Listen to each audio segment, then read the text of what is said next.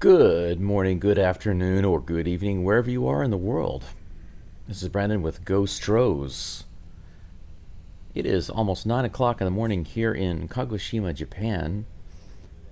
I took a little bit of a vacation, if you want to call it that, to visit what I believed to be my girlfriend, and we were getting pretty serious. And she came down here for school. Came down here to visit her, and things have been pretty surprisingly different than the way they were just a week before. But during this time, I decided to give her a little space and give myself enough space to get back on these games, because I missed several live stream games, but I am back and I am scheduled to do this entire series, Padres at home at the Astros home rather, in Houston at Daikin Park for this 3-game series. So the San Diego Padres being hosted by our Houston Astros. And today's game 1. We have on the mound Ryan Gusto, however you say his name, I'm not sure which. But that game will be kicked off here in just a few minutes. I actually got started a little bit early. It's scheduled for 10 minutes after the hour. Right now it's 3 minutes before the hour, so we have about 13 minutes before the first pitch is scheduled to be thrown. And I want to check my live stream here just to make sure everything is going well. The sound seems good, but I want to pull up the live stream chat and make sure that is working okay.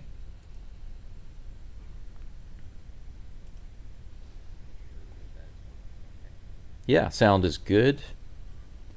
There is a little more static in the sound than I would prefer, but at the same time, I don't know exactly how to deal with that. The sound quality is not bad. There's just a little bit more hiss. I don't know if it's because of the microphone or what, but hopefully in the future I can improve that. As the days go by and I spend more and more time doing the live streams, I get better and better at it, but it's a learning process for me.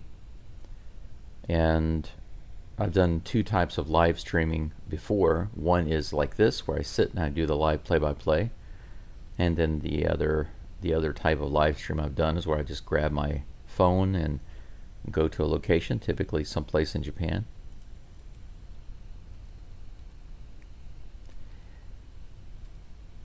And I've got a little bit of experience trying some different things with those.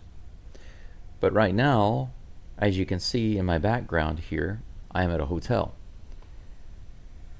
My software needed some updates today, and for some reason I'm not able to change my background. Normally I take out the background and I put in my logo, my Geaux Stros logo.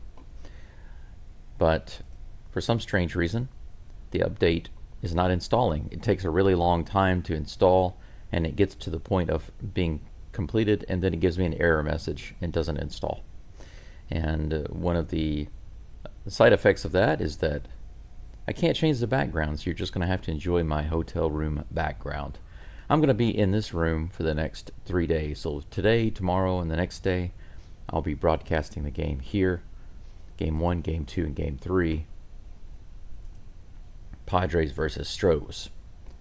Let's see here. It's 9 o'clock for me in the morning. I don't know where you all are, but I appreciate you being here. Thank you for listening in.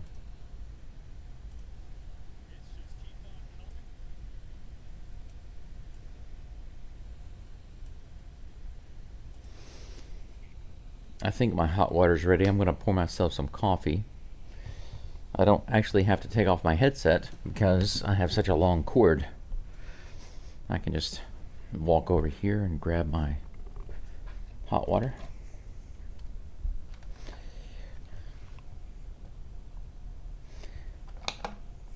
For some reason, this particular hotel, they only have green tea and black tea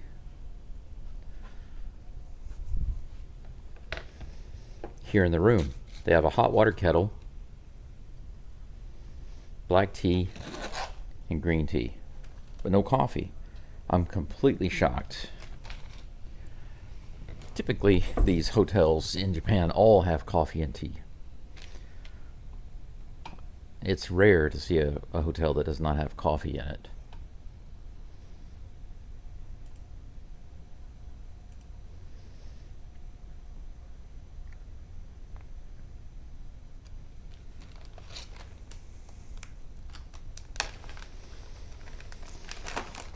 They're showing some stats about the Astros right now. Opposite field hit percentage, last in the MLB. 50% end zone pitches seen, last in the MLB.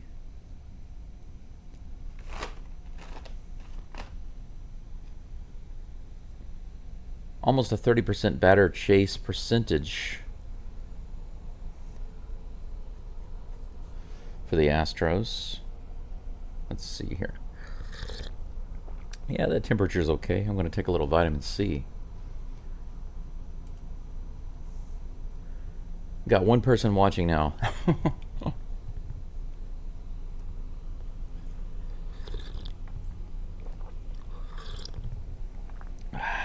Yeah, that's pretty good.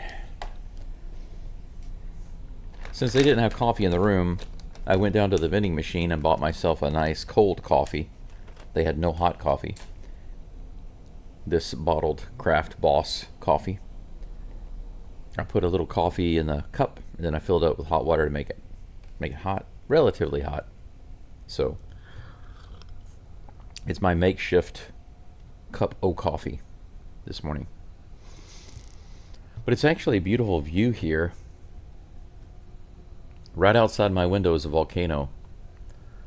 If you look up online, Sakurajima Island. It's literally right outside my window right there.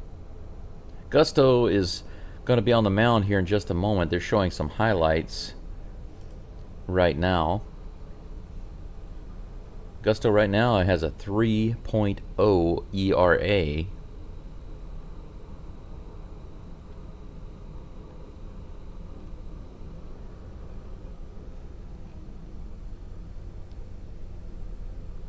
Let's see what the Astros lineup is going to look like today. Altuve is going to be in left field leading the batting off. He's still over 300 right now for the season, batting 311. And he is leading the Astros still. His batting average early on was over 400. And he kept it in the high 300s for a while. It dipped below 300. He's brought it back up a little. Isaac Paredes is at third base. He'll be batting second, followed by Yordan Alvarez batting third in the DH spot. He's not in the field today. Christian Walker will be batting cleanup in the fourth spot at first base. Jeremy Pena is batting fifth at shortstop. Yainer Diaz is catching today. Diaz, Walker, a couple of the guys in the lineup, the consistent lineup that have just failed to produce so far this season. Diaz batting just 130 right now. Walker batting 154. Brendan Rodgers is batting seventh at second base. Jake Myers batting eighth. I would have moved him up. I would have put him before Diaz and Rodgers, actually. He's doing pretty well right now. His batting average is 271. Myers has been really coming on recently. And then we have Cam Smith in right field to round out the Astros starting lineup. So it's Altuve, Paredes, Alvarez, Walker, Pena, Diaz, Rodgers, Myers, Smith. I will say that overall, I am liking the Astros defense right now. Cam Smith is really kind of settling in out there in right field. Myers is always solid. And Altuve still kind of getting used to left field. He's never going to be an amazing left fielder. He's just not really built for that. But he has been getting better recently than his shaky start to the season. But on the infield, we have some really strong guys. I mean, Paredes at third, Walker at first have been making excellent plays on both sides of the diamond. Pena has looked really good, really sharp. I would say that on the infield right now, the only thing that really could use some improvement is Yainer Diaz. Yainer Diaz, and he's been playing most of the games behind the plate. The Astros haven't thrown out a single runner. People have just been stealing on us right and left. And I think there are 24 bases stolen against the Astros so far this year. Daniel Berry Sports says, evening, happy Friday. Happy Friday to you, Daniel. John, good to see you. Hello, hello. Greetings. You said happy evening. I'm going to tell you good morning because it is just after 9 a.m. in the morning here for me. But, yeah, Yainer Diaz hasn't thrown anybody out. Neither has Victor Caratini, I believe. I think 24 stolen bases on 24 attempts against the Astros. That is a problem. I think that if they can throw out at least 40% of the attempts, then I can handle that. I can accept that. Typically, you want to be getting more than half, but right now I would settle for 40% because they are really giving up the ghost right now when it comes to stolen bases. The good thing is that we do have a few players that are chalking up some stolen bases that weren't really doing that before, such as Jake Myers, and even Pena has been aggressive recently. It seems that whenever Pena gets a little aggravated, he starts becoming more aggressive on the base pads, and I like to see that. I'm so happy to be here with you guys today. There's so much I could tell you and share with you that's going on in my life. I'm in so many ways. I've got some important things going on. You know, the number one thing is my health. I'm still doing my best to get over kidney cancer. I've been dealing with it now for, goodness, 3 years. Yeah, 3 years. And I found out about this tumor almost exactly 3 years ago. I think it was in May of 2022. And that's coming up very soon. So it's been almost exactly 3 years. And last year, actually exactly a year ago, my doctors changed. My original doctor, he opened his own clinic in Hiroshima City. And when he left to go to his clinic, the new doctor came in, and he basically told me that I should prepare myself to not be here within the next 2 years. That was his diagnosis, that I wouldn't make it past 2 years, more than likely. And on the absolute high end, in his professional opinion, my best case scenario with drugs and treatment and everything, if I do everything that I can do to try to stay alive, you know, not even cure myself. He doesn't talk about curing myself. He doesn't talk about getting better or overcoming cancer. He doesn't believe that that's possible at all. He just believes that all I can do right now is extend my life.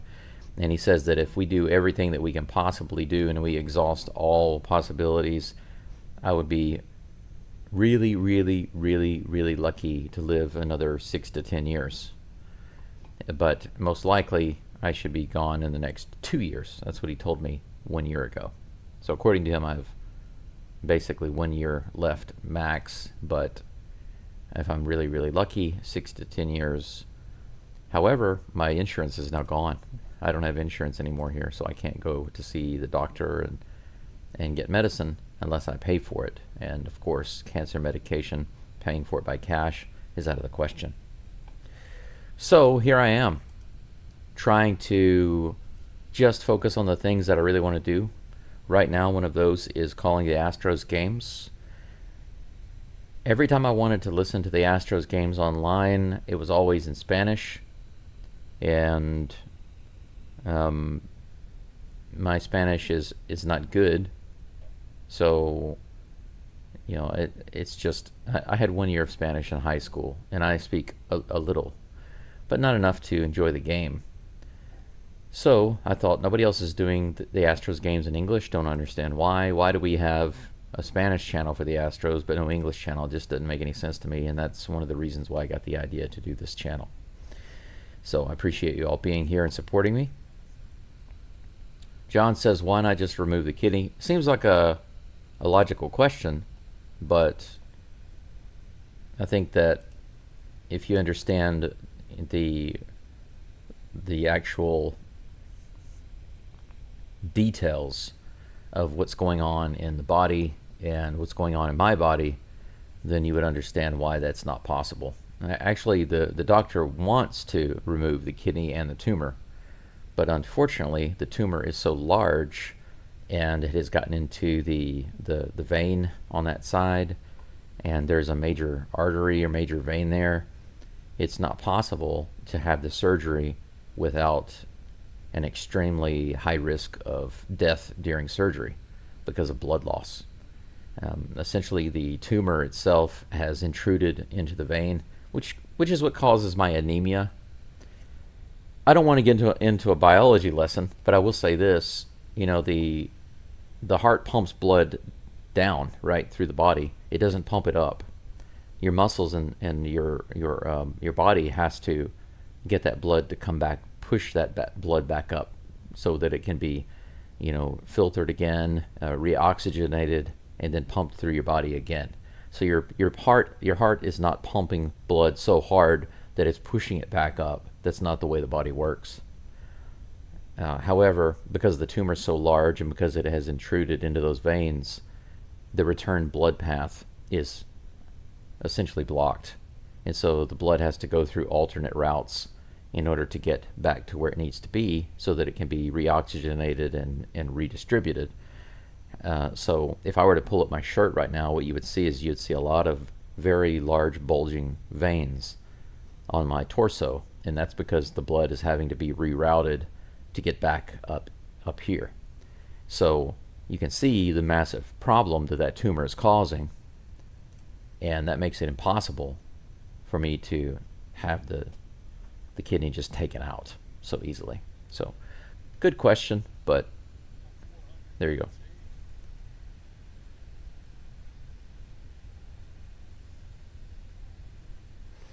Okay, well, apparently the game was already going on.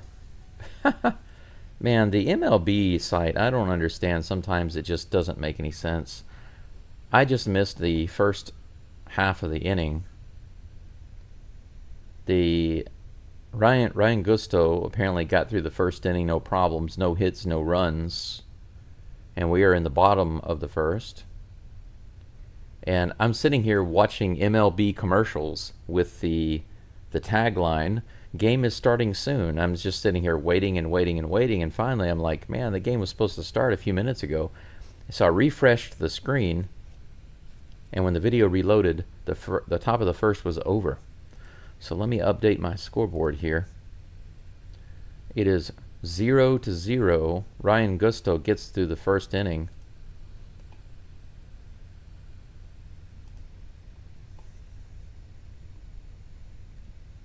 And let me refresh my scoreboard. Should be right on the screen.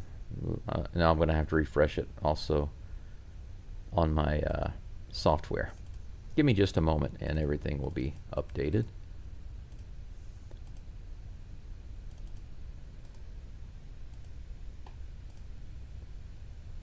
Technology is so undependable sometimes. Okay, now we're good to go. It's in the bottom of the first.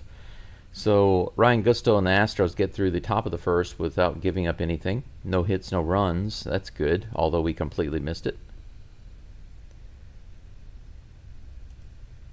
Now let's get back to the game. Altuve's at the plate, guys. At least I didn't miss his first at bat. Kyle Hart's on the mound. Kyle Hart is on the mound for the Padres. Here's the first pitch. Altuve takes at 89, up and in for strike one. 0-1 is the count against my hero, Altuve. I did get an Altuve jersey finally, but it's at my house back home. He bunts down the third baseline. This might be a base hit. He's in there. He's safe. Altuve with the 0-1 bunt. What a perfect play there.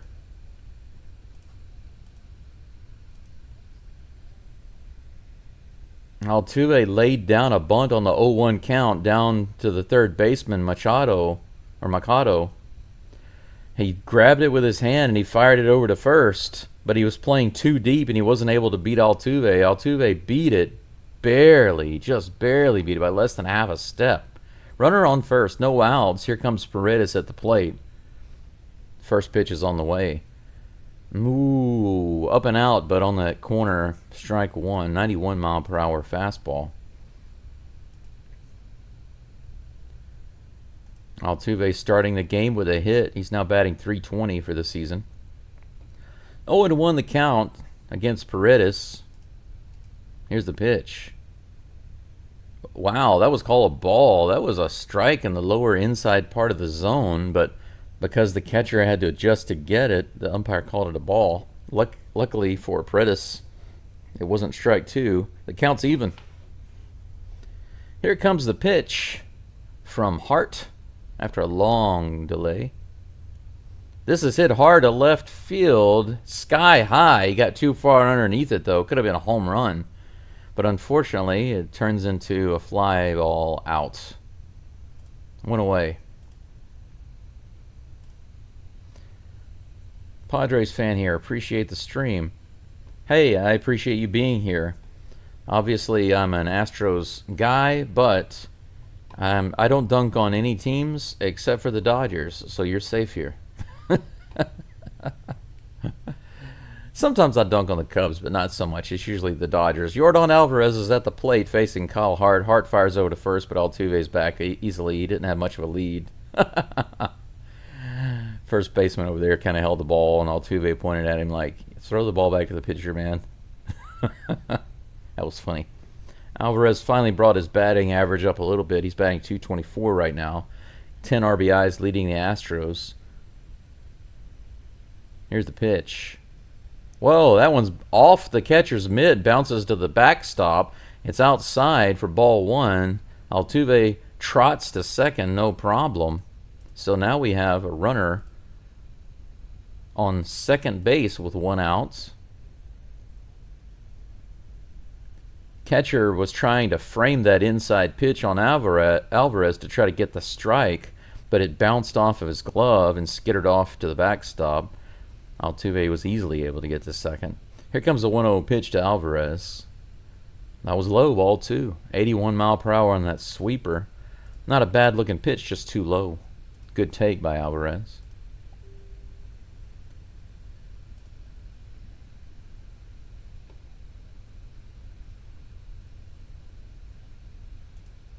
Here's the next pitch. Alvarez skies that one out to left field. Shallow left field. The shortstop calls off the left fielder, and he puts it away. That could have been dangerous, but they get the out.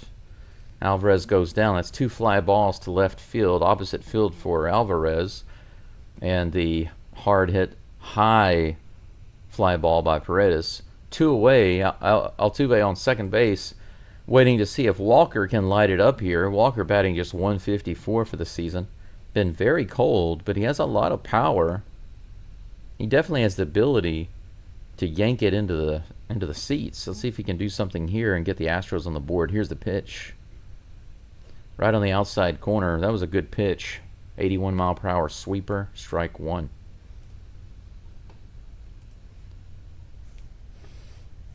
I'm not seeing any really bad pitches from Hart, but I'm also not seeing anything that's too difficult for the Astros to hit. See if they can do something here. Here's the 0-1 pitch. Hit up the middle by Walker. Is it going to drop? No, it's not. Tatis Jr. is able to grab it. He comes in and nabs it, and that's going to be it. Altuve jogs home and touches the plate, but it doesn't matter. That's out number 3. Astros get a hit on Altuve's leadoff bunt, but they're not able to move him around despite him getting second on a wild pitch. We're going to go into the top of the second. This game tied up at goose eggs. One hit for the Astros, no hits for the Padres, no errors so far. Xander Bogaerts is up next for the Padres, followed by Gavin Sheets and Oscar Gonzalez. Gusto will be back on the mound. He's only got 7 pitches. He was able to get through the first inning with just 7 pitches. Pretty efficient right there. I'd love to see him do 7 in each inning.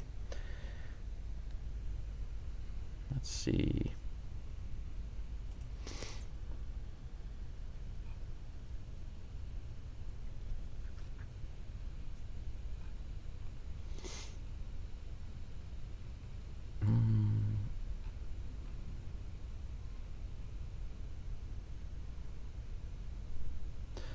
Got a couple of messages here to take care of right quick during the break.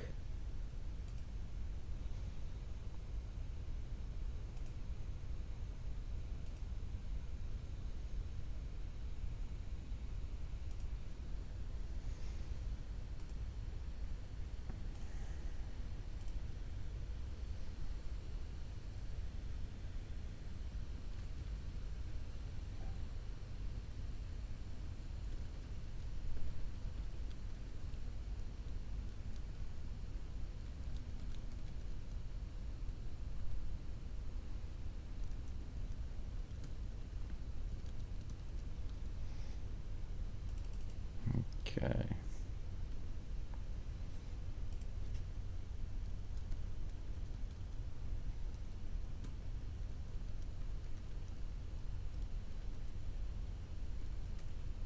I just told her I would message her after the live stream. A little difficult to respond to messages while doing the live stream, right?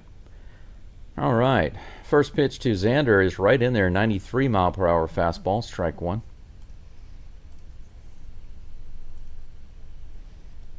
0-1 is the count. Here's the next pitch from Gusto. Beautiful. 94 sinker right in there. Strike 2. And he jumps ahead in the count. 0-2 versus Bogarts.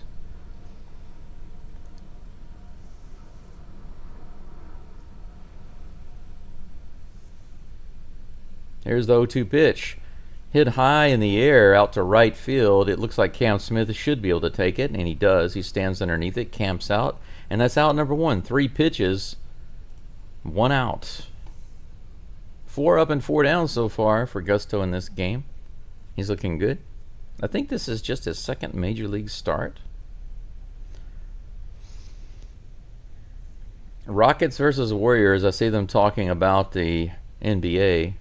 I do wish the Rockets well. If they can go all the way and win it, more power to them. I'd rather them win than anyone else, but I just stopped watching NBA a long time ago.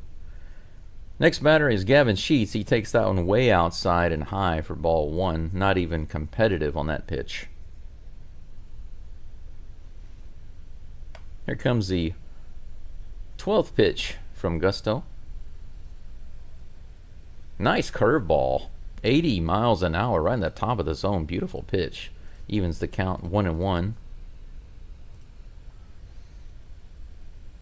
Sheets batting .311 so far this year. 2 for 9 in the last 11 games. That one's in the dirt.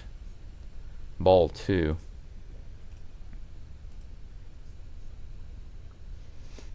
It's a little difficult to concentrate on calling this game whenever they're interviewing somebody and they're just constantly talking. All that talking going on in my ears while I'm trying to commentate. Here's the next pitch. This one's hit out to left field, all the way out to the wall. That's right off the top of the wall. Altuve gets in on the hop, fires it into second. Sheets is going to be stopped at first base. That was a lightning strike. Line drive shot off the top of the wall in the Crawford boxes. Very, very close to being a home run. It didn't miss by much. But Altuve was right there, played it perfectly, got it on the bounce, fired it into second. Sheets is on first base with 1 out, and that brings up Oscar Gonzalez. Wilbite says, I haven't found a stream anytime Gusto has pitched. Really? I don't remember if I called the game where he pitched.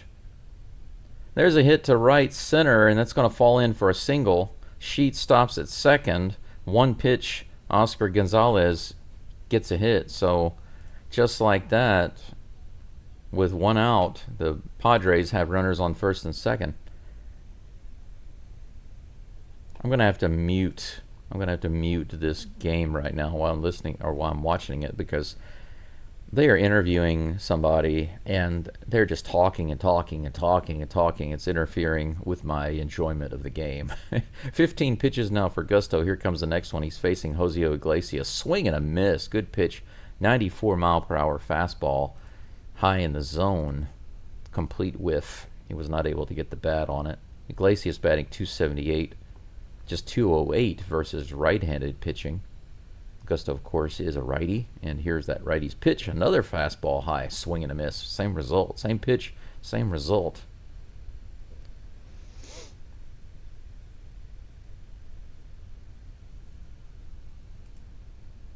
No balls, 2 strikes. Here's the 0-2. That one's hit hard to the right side, opposite field. It's going to be through for another freaking base hit. Wow. Runners are held up. It's yet another single as the throw comes in to Diaz, who kind of loses it and it rolls away. It trickles away from the plate, but it's not far enough for the runners to advance. Bases are loaded now. So Gusto starting off looking pretty good, throwing strikes, getting swings and misses, but then 3 base hits, just boom, boom, boom. Gets the first out, and then 3 base hits. So the Padres now have bases loaded.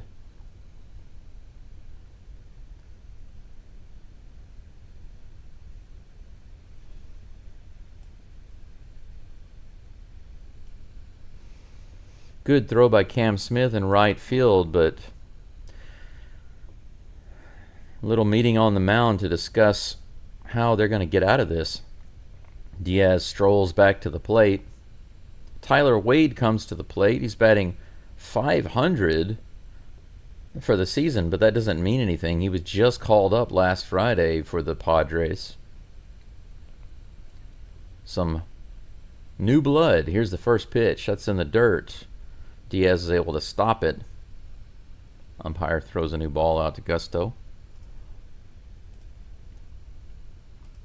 1 ball, no strikes. Gusto's about to deliver his 20th pitch of the game. A double play ball right here would be just what the doctor ordered, but let's see. Here's the pitch to Wade. That's in there for a strike. Nice 94-mile-per-hour fastball that evens the count 1-1. 1 out, 1 ball, 1 strike, 1 out. I meant like an actual stream of the game. Ah, okay. Well, I'm watching the MLB stream, but I've seen Gusto pitch, but I don't believe that I've seen him pitch a starting game. Just because of my schedule and stuff. That one's in the dirt, ball 2. 2-1.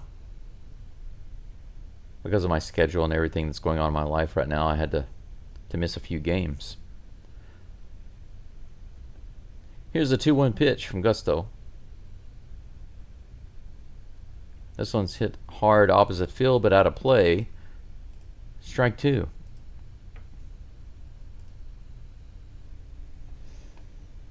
Got about 9 people listening in or following right now. Thank you for being here. I really appreciate it. Make sure you like the video. The more likes that I have and the longer the view times, the more people are shown the video, the more people that come in. Here's the 2-2 pitch, fouled away again. 96-mile-an-hour fastball. That time he put a little bit more beef on it than normal. Count remains 2-2.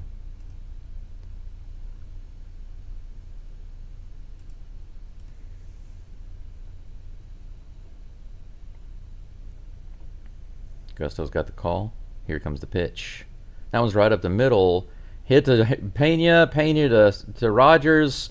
They don't turn the double play, and that's going to score a run. Slow transfer from Pena to Rogers, and then over to Walker. So Wade beats the transfer to first base.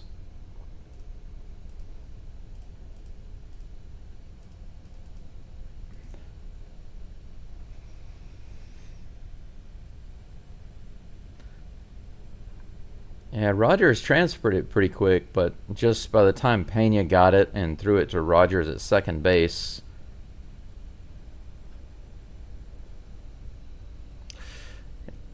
yeah, they didn't really have the opportunity to get the runner at home. At least it didn't appear that way, but it's 2 outs as it stands. Runners on the corner. Oh, and they've got the runner picked off at first base. Now they've got the runner picked off on third. They've got him in the hot box, and they're chasing him back and forth right now, and they finally tag him out, and that's it. Good job by the Astros there. The runner at first tried to steal, and Diaz was able to throw the ball so fast to second base that they got the runner in the hot box.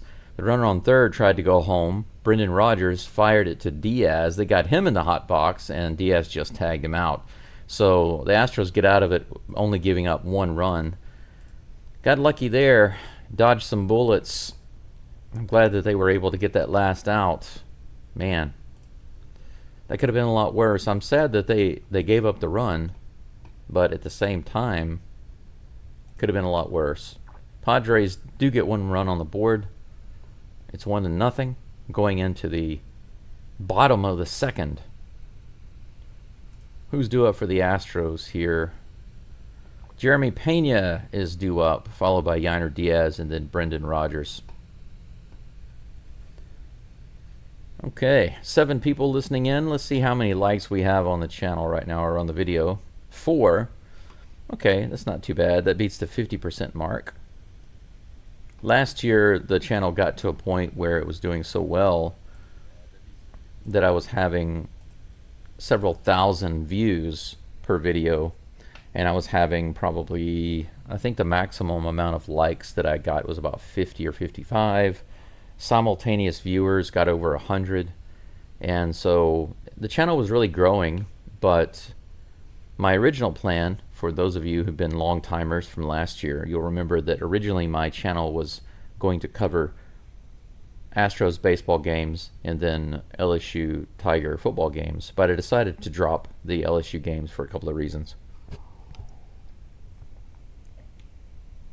The main reason is that people just weren't coming in to listen. Why bother when you can just listen to the game?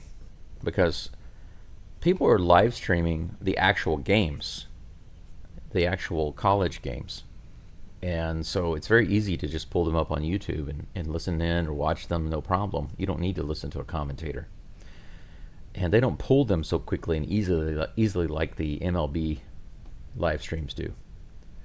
Jeremy Pena is in the box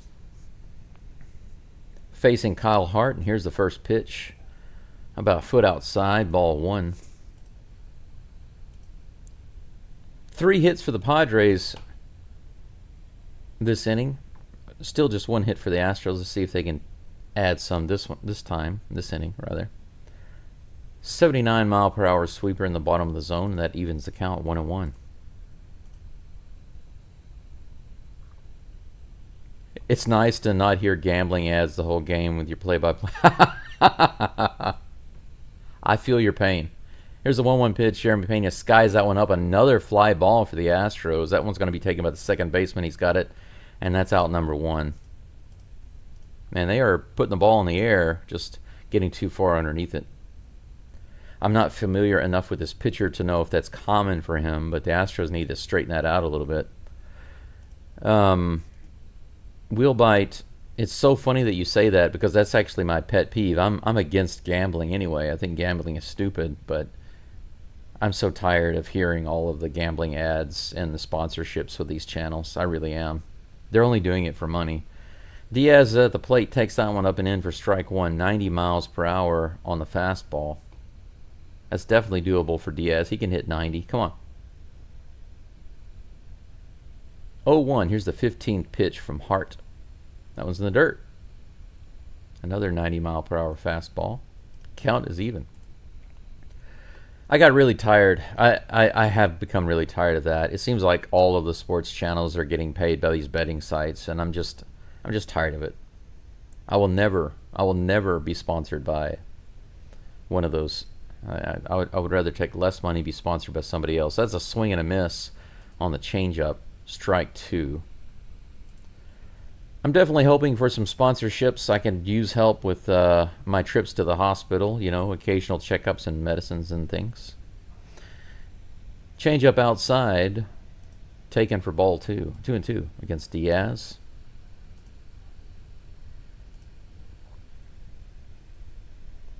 I'd like to keep the channel ad-free, If I had the sponsorships, I could easily do that. This one's hit right up the middle. That's going to be a base hit right through the legs of the pitcher. Diaz strikes. Second hit of the game for the Astros, and we have a base runner. That went right through the legs of Hart. I keep wanting to say Kevin Hart. This is Kyle Hart. Let's take a look at that replay. Yeah, just barely missed his leg. Second hit of the game, just to the left of the second base bag. Brendan Rodgers comes to the plate, batting 7th. Let's see if he can work some magic here. Here's the first pitch. He hits that one out to right center field. It's going to be easily playable for Tatis. He's got it. Out number 2. First pitch, fly ball. Another fly ball. Man, what is with the fly balls? Jake Myers, the hot Jake Myers, comes to the plate with a runner on first and 2 away. What can you do, Jake? He drove the ball way out to right field in a game a couple of days ago. Unfortunately, missing a home run there. Here comes the first pitch to Myers. Right in there. 81 mile per hour sweeper. Strike 1.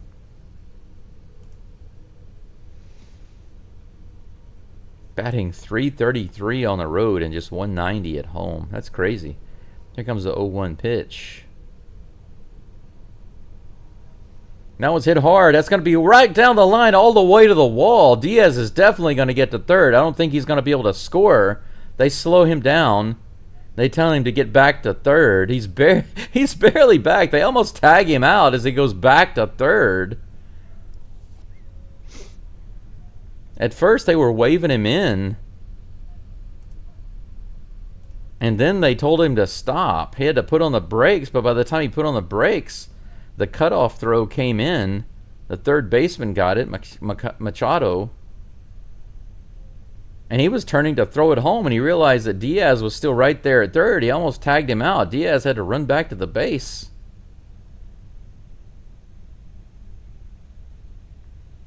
Wow. Yeah, the third base coach was waving him in, and then he told him to stop suddenly. Almost cost them a third out. Cam Smith comes to the plate, takes that first sweeper for strike 1 on the inside. So we got runners on second and third with that double from Myers all the way out to the wall. Great hit by Myers. Here's the second pitch to Smith. He hits that hard. It might be gone. It is gone. It's a no-doubter into the Crawford boxes. Cam Smith with a 3-run shot. The Astros are up 3-1. Just like that on the second pitch, Cam Smith with a towering no-doubter to left field. Off the top of the wall, right into the Crawford boxes. Man, that was a beautiful hit, just right in the middle of the plate on the 23rd pitch of the game. How do you like that? Man, that was just gone. Sometimes you see a hit like that, and at first you think, oh, it's good, and then it's just like a little fly ball to left field or something. But as soon as they changed the camera angle, it was a no-doubter. My hero comes to the plate, Jose Altuve, with no runners on, 2 outs. Here's the first pitch to Altuve. Altuve goes to right field. He's got himself another hit. That's a single in the very first throw of the at-bat. 2 for 2, Altuve. Heck yes. A bunt hit in the first inning, and here in the second inning, a single to right field. That's going to draw a mound visit from the coach. He's going to come out and have a little talk with Kyle Hart. Hart's now up to his 24th pitch. Man, the very first pitch. They're showing that Smith home run now. Right in the middle upper part of the plate. No movement on that ball at all, and Smith torched it. Yeah, right into the column at the top of the Landry's Crawford boxes. How do you like that?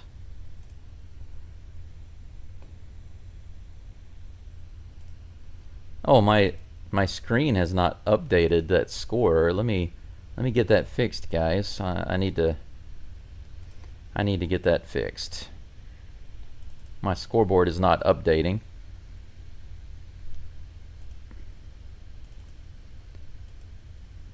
There we go, and that should be correct now. There we go. The meeting on the mound is finally over. The crowd is booing a little bit. I guess there's another delay. Isaac Paredes comes to the plate. He had a really high fly ball earlier. If he had straightened that out, that would have been a home run. Here comes the first pitch to him. Altuve on first with 2 outs. Too far inside, ball 1. Let me check and make sure my screen is updated. Yes, it is correct. Sorry about that. Sometimes it doesn't update. I have to go and refresh that myself. 1 ball, no strikes to Paredes. Here comes the pitch. That's in there. 80-mile-per-hour sweeper, and that evens the count 1-1. 3-1, the Astros lead here in the bottom of the second. Trying to tack on a little more if they can. Here's the 1-1 pitch to Isaac Paredes. Long pause by Hart. And he goes to first, but they're going to call a balk. Altuve. Oh, okay, I see. It's not a balk. They're saying it's a timer violation. Altuve was stealing. The pitcher tried to pick him off, but they call it a timer violation, so Altuve will go back to first base, and that will be ball 2. 2-1. That was a strange series of events.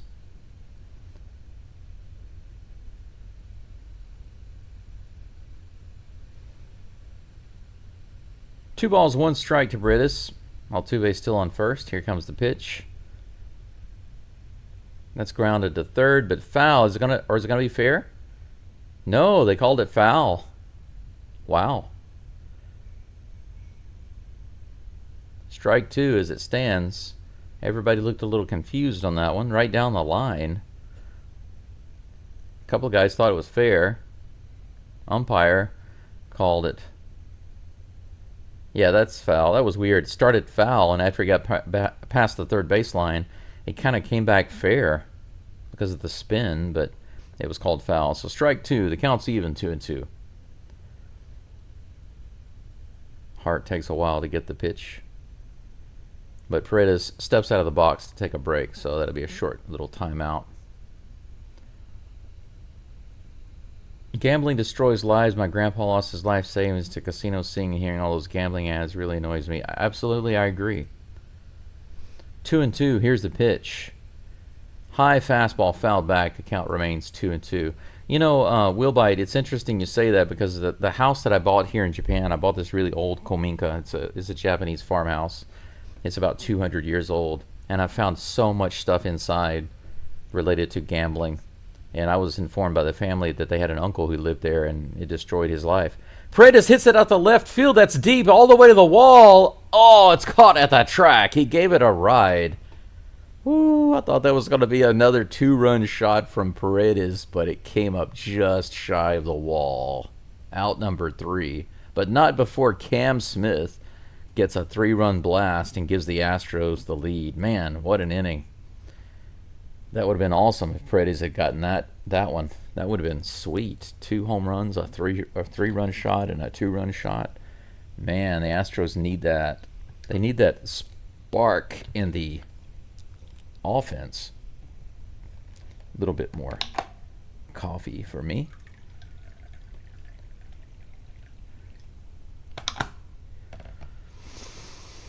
Whew, man. Goodness gracious. We are going into the top of the third. Let me make sure my scoreboard is updating correctly. It is. Excellent. Caesar says, all right, let's get things started. Geaux Stros. Yeah, absolutely. Geaux Stros. Geaux Stros. Just watch the video. Blum's call. Wham, bam. Thank you, Cam. Yeah, very nice. Very nice. That was an excellent shot by Cam.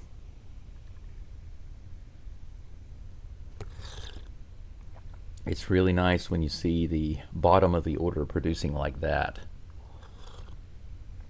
And then Altuve coming up and keeping it going. I mean, I know that Paredes wasn't able to convert, but he did give it a ride. You know, the Astros are getting the bat on the ball. Not a single strikeout for the Astros so far. The Astros have been all the way through the lineup one time, and not a single strikeout. So, that's good. Good news. Gusto will be back up on the mound in just a moment. He's facing Martin Maldonado. That's a name that you guys should recognize, right? Here's the pitch. This is grounded to third. Snared by Paredes. He takes his time and throws it all the way over to first. Maldonado, not a speedster, of course. Machete.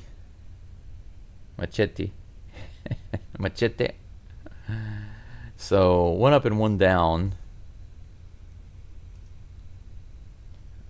That brings up Fernando Tatis Jr.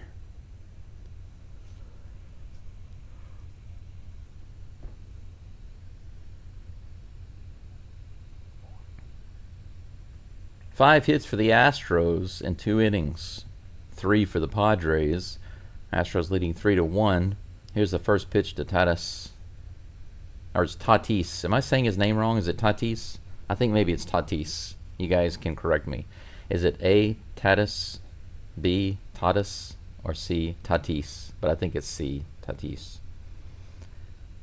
Next pitch is low and outside. 2 balls and no strikes. Gusto not throwing them in the zone yet for Tatis.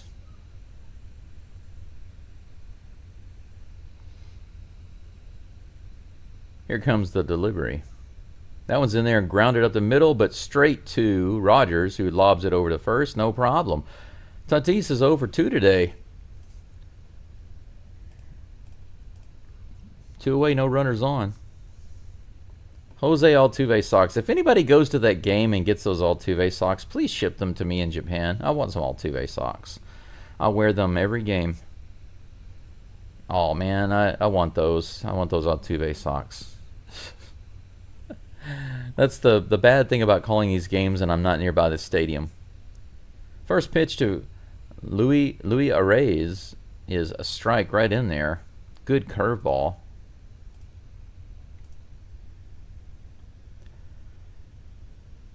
Here comes 0-1 pitch. Another curveball, and this one's hit right up the middle. They're not there to play it. This time it's going to get through.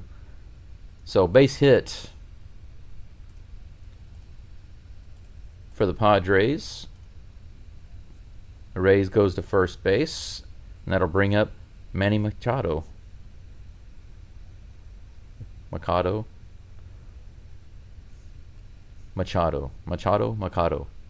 Why can I never remember which one is it? Yes, that's right. Tatis. Thank you very much, Wilbite. I thought so. It just sounded right. What about Machado? Machado? Yeah, Machado. That's right, Machado. Swing and a miss for Machado. Strike 1, 94 mile per hour fastball. Where am I getting Machado from? What's wrong with me today? It's not too early. It's not even... It's just about 10 minutes to 10 in the morning here. Here's the next pitch from Gusto. Swing and a miss, 94 mile per hour fastball. That was a beautiful pitch. On the upper outer corner. 2 outs, 2 strikes, no balls.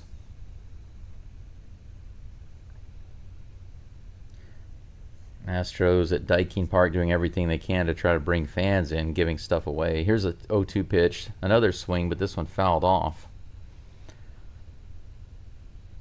I always wanted to raise to bat behind Altuve, but the contract he got from San Francisco means it'll never happen.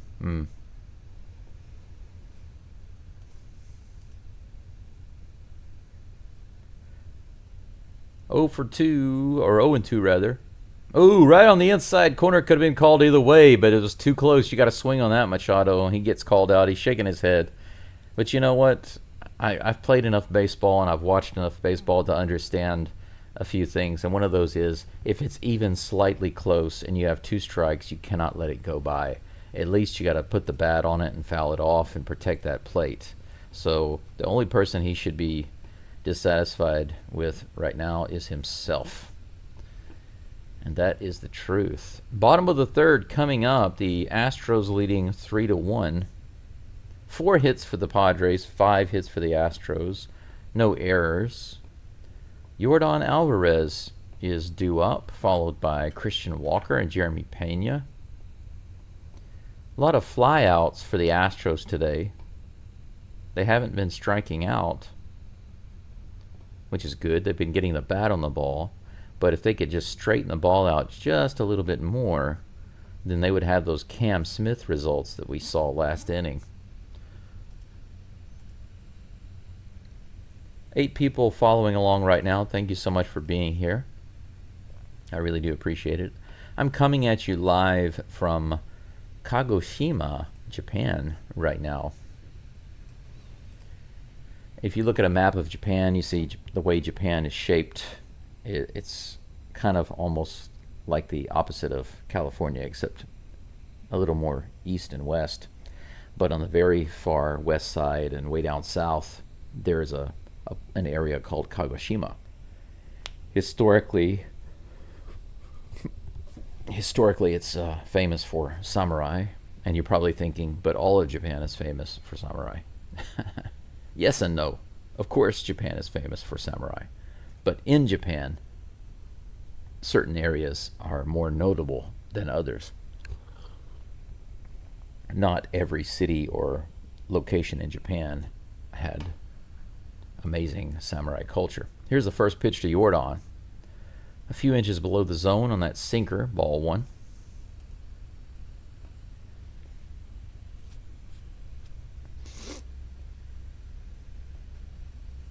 Alvarez batting .220 for the season. 30 pitches now for Hart. And here's the next one. Ooh, 88 right in the middle of the zone on that sinker. Jordan didn't even bite at it. He just let it go. Strike 1. The count is even.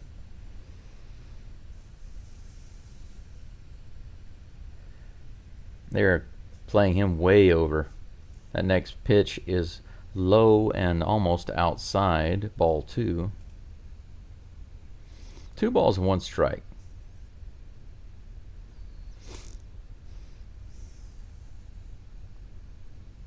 Here comes the 2-1 pitch. Way inside. Sweeper. 3 balls and 1 strike.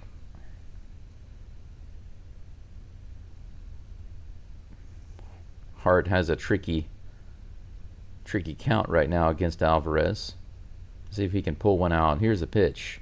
That's hit right to the second baseman, who throws it a really crappy one bouncer to first base. He does get the out, but man, what was he thinking with that throw? He had time to get up and make a better throw, but he decided to throw it from his knees while he was falling down. He just bounced it over to first base and barely got Jordan, but that's 1 away. Christian Walker also flew out his last at bat. He's in the box right now, and here's the first pitch from Hart. Wow, that's blasted to left field. Holy cow, in the upper decks, but foul. Maybe about 10 yards left of the foul pole. That ball was blasted by Walker. Holy cow. Strike 1. Here's the next pitch. That one's low, 84 miles an hour. Ball 1. The count is even. Man, that one got out in a hurry.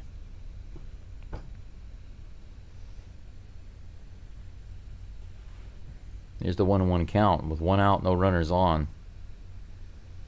Ooh, that was a good pitch to swing at, but he took it. 83 mile per hour changeup. Strike 2. Good pitch. Well, I'm not sure if that was a good pitch or just a bad take. I'm going to say it was a bad take because it was right in the zone, 83 miles an hour. You got to swing at that. There wasn't a lot of movement on it. It was just right there. 1 ball, 2 strikes. Here's the pitch to Walker. That one's hit hard down the line. That's going to go all the way to the wall. Look very similar to Myers' hit. Walker's going to have himself a double with 1 out. He trots into second base, no problem. Identical hit to Jake Myers. Finally, Jake Myers. Finally, Christian Walker with a good hit. Rips it right down the line.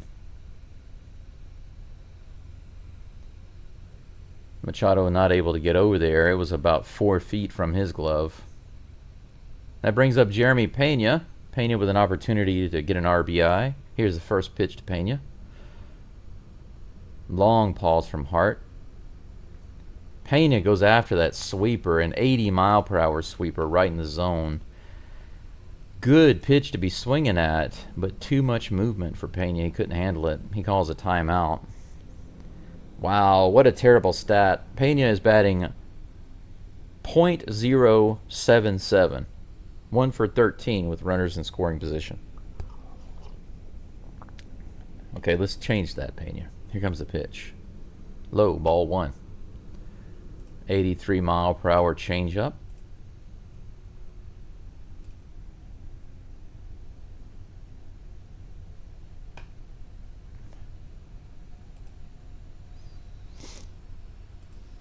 One and one to Pena with 1 out, runner on second. Here's the pitch. Pena fouls that one back. Slider, 86 miles an hour. Strike 2. Alvarez and Walker are beyond due for breakouts. You're absolutely right. And I know that they will. I really believe and know that they will. They just haven't yet. 1 ball, 2 strikes. Here's the pitch to Pena. That one's grounded to the right side. It's going to be an easy play by Rays, but Walker advances to third base. So 2 away.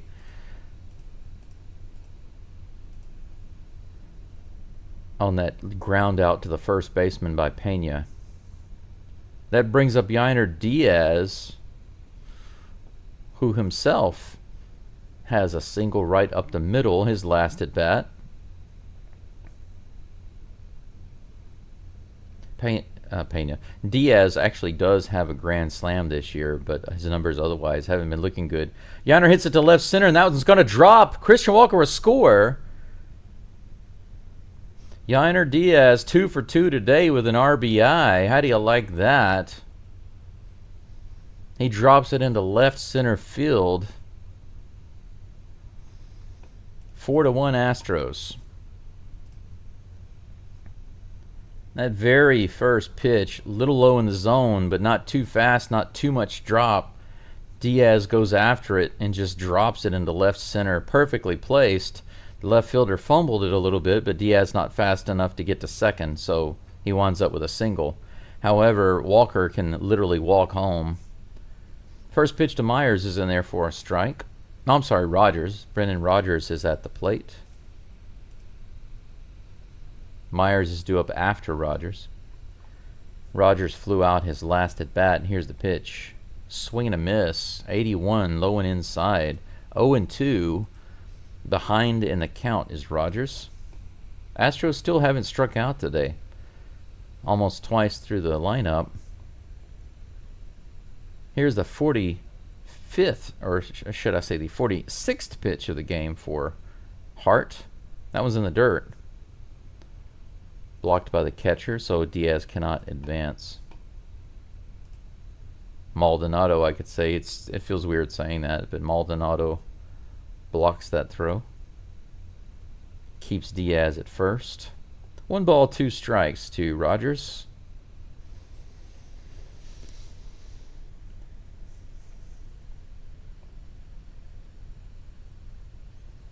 Little delay, but Hart's back on the rubber, and he's got the sign. Here comes the 1-2 pitch to Brendan Rodgers. That one's hit foul off the right side. Count remains 1 ball, 2 strikes. They got to get some insurance runs. Absolutely they do. I don't care if the Astros have 12 runs on the board. Still not enough. They need to score more. They need to keep scoring. Just keep the pedal down. 1-2. Here comes the pitch. That one's low. Good take by Rogers. Evens the count 2-2. Love it. Keep it going, Astros. For sure. 2 outs, 2 balls, 2 strikes. Diaz at first. Astros up 4-1 with 1 extra RBI so far this inning. Here comes the pitch to Rogers. He smacks that one down the line, but he misses the base by about 5 or so feet. Diaz will go back to first on that foul ball. That was another rip down the third baseline. Just got around on it too early. Seeing a lot of that. Fly balls and rips down the line, foul balls by the Astros. A lot of contact. 50 pitches now on the way for Hart. Way up and outside, full count. Good job by Rogers protecting the zone and coming back in this count from 0-2 or 1-2 to 3-2. Here's the pitch. Swing and a miss on a sweeper. Good pitch by Hart. It was right in the bottom of the zone. Would have been a strike either way, but Rogers could not get his bat on it. So that'll be out number 3. Astros don't get another one, but they do come away with 1 run. And we're going to go into the top of the 4th with the Astros 4, Padres 1. Let's see who's coming up in the top of the 4th. Gusto will be back on the mound. He's up to 35 pitches currently. Xander Bogaerts is due up, followed by Gavin Sheets and Oscar Gonzalez. Gavin Sheets is the batter that started the problems for Gusto in the 2nd inning. Bogaerts actually was put away by Gusto. And then after that, Sheets, Gonzalez, and batters after that started giving him a headache. And luckily, he only gave up 1 run. He was able to get out of the inning finally. But there were basically 3 back-to-back-to-back singles by these guys.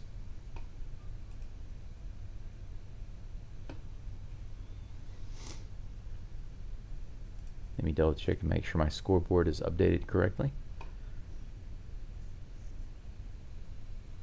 And it is, top of the 4th.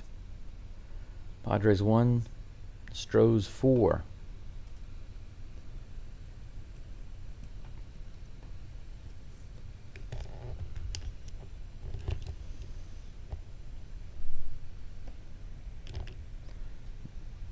They're showing the highlight of Ichiro Suzuki throwing out the first pitch. The opening game of the year for the Mariners. I don't care for the Mariners at all, but Ichiro Suzuki is awesome, or he was awesome. He can still throw the ball, that's for sure. Highest scoop percentage. Oh, okay. They're showing some Gold Glove information on the screen right now with Christian Walker at the top of that class. He's been showing it this year. Xander Bogaerts is in the plate, or in the box right now. He's not in the plate. If he gets in the plate, I'd like to see that. That'd be a magic trick. Here's the first pitch. Almost got hit on the arm with that up and in pitch. Ball 1.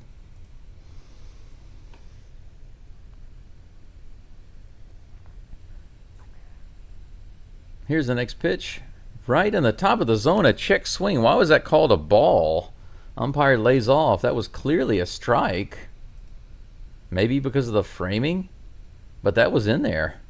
93-mile-per-hour fastball. 2-0. Here's the pitch. Grounded down the third baseline, foul. That'll be strike 1. Surprised the umpire didn't call that a ball.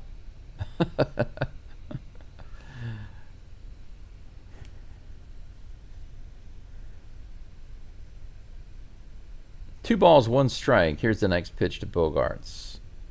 That one's hit high in the air down the third baseline and into the crowd. That'll be strike 2.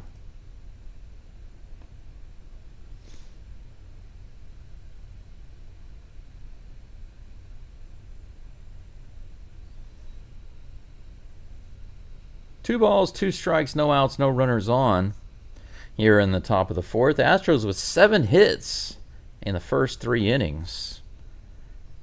The Padres with 4. Here comes the 2-2 pitch to Bogaerts. This one's hit hard to left field, all the way out to the wall, off the wall. Altuve doesn't play it well, bounces over his head, and Bogaerts is going to stroll into second base, no problem. So it's a leadoff double for the Padres. Altuve ran right up next to the wall on that one. It bounced over his head when it came down. That's 2 off the wall for the Padres. 81-mile-per-hour curveball.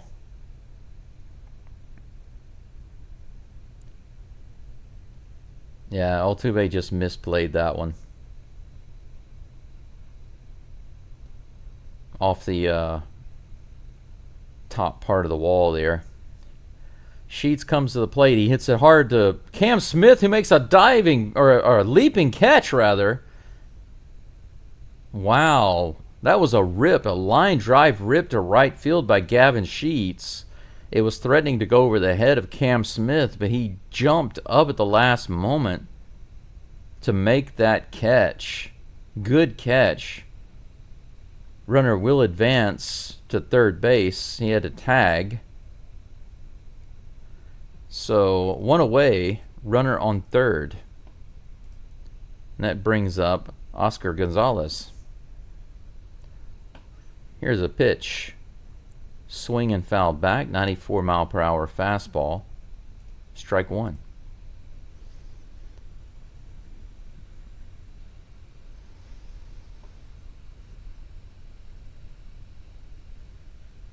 Here comes the 0-1 pitch from Gusto.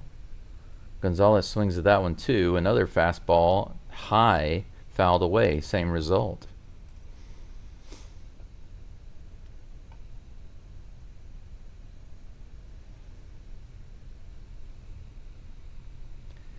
If Gusto could get a strikeout here, it would be his second one.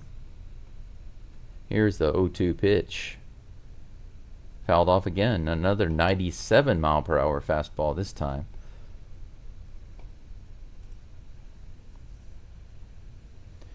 It's interesting how he can just jack up his speed a little bit there, going from about 95 to 97. Here comes the 45th pitch for Gusto. Gonzalez takes that one low, 96 miles an hour, but it missed by about 4 inches. Ball 1-2. Good morning, watching you from the Philippines. Good job. Let's go Padres. Thank you, Patrick. I appreciate you being back. I hope things are going well for you down there. How's the weather? Hot and humid? It's kind of warm here today. Probably going to be about 23 or 24 degrees. Fouled back again. Another four-seam fastball, 95 miles an hour. Gusto just going to that fastball over and over again. Count remains 1-2. Hello to Mel, who's watching from Conroe, Texas. Mel. Conroe, Texas. Hi, Mel. Here comes the delivery from Gusto. Gonzalez swings that one, hits it on the right side. It's going to get through, and that's going to score the run. So 4-2 on that base hit to the right side. Padres shorten this lead by 2 runs on that opposite field single by Gonzalez. He just pokes it through. So Gonzalez is 2 for 2 today with 2 singles. Rogers tried to get to it. He went after it. It didn't look like he gave it his maximum effort, but it probably wouldn't have mattered either way. The run would have scored, but he could have at least gotten the guy at first, I think. He had an opportunity to. First pitch to Jose Iglesias is a ball. 1 ball, no strikes. 1 away, runner on first. Iglesias also singled his last at bat. Here comes the 49th pitch from Gusto. He fires the first instead. Gonzalez is back, no problem. Hot but beautiful day as I look out over the calm Sulu Sea. Cheers. Cheers to you, Patrick. I'm looking out at Sakurajima volcano, actually, right out my window here. Here's the pitch. Right in there, 93 miles an hour. No doubter there, right in the middle of the zone. Strike 1. The count is even.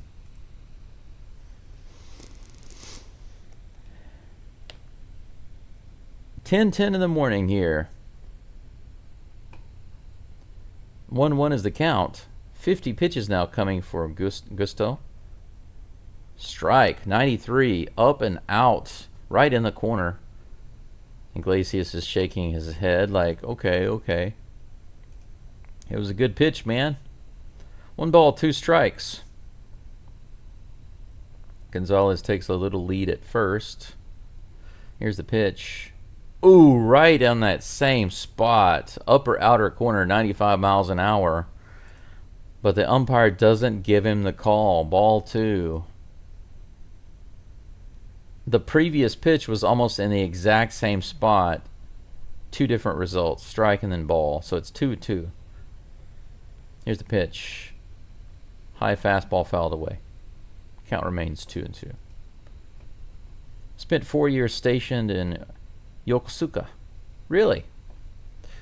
My house is in East Hiroshima, so of course nearby Hiroshima is the Iwakuni base. Here comes the 2-2 pitch. Fouled off of his fists. They're saying that's a foul ball, not a hit by pitch. You're going to show it on the slow motion. Let's take a look here, but yeah, that was a foul ball.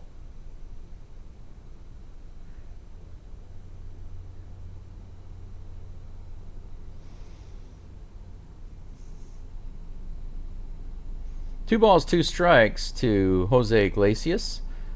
Here's a pitch from Gusto. Swing and a miss, finally. He gets the strikeout. A foul tip caught by Diaz. 95-mile-per-hour fastball. And Gusto picks up a second K for the game. Not too many strikeouts or swings and misses. Lots of foul balls so far this game for Gusto. Tyler Wade comes to the plate. He grounded out his last at bat. He hits the very first pitch way up in the air on the left side. Is it going to be playable? No. Paredes is over there, but it goes right over the net. So just about 3 or 4 feet out of play. Strike 1.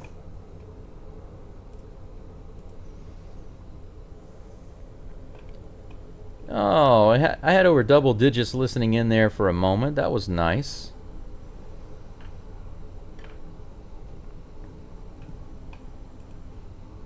Now back down to 9.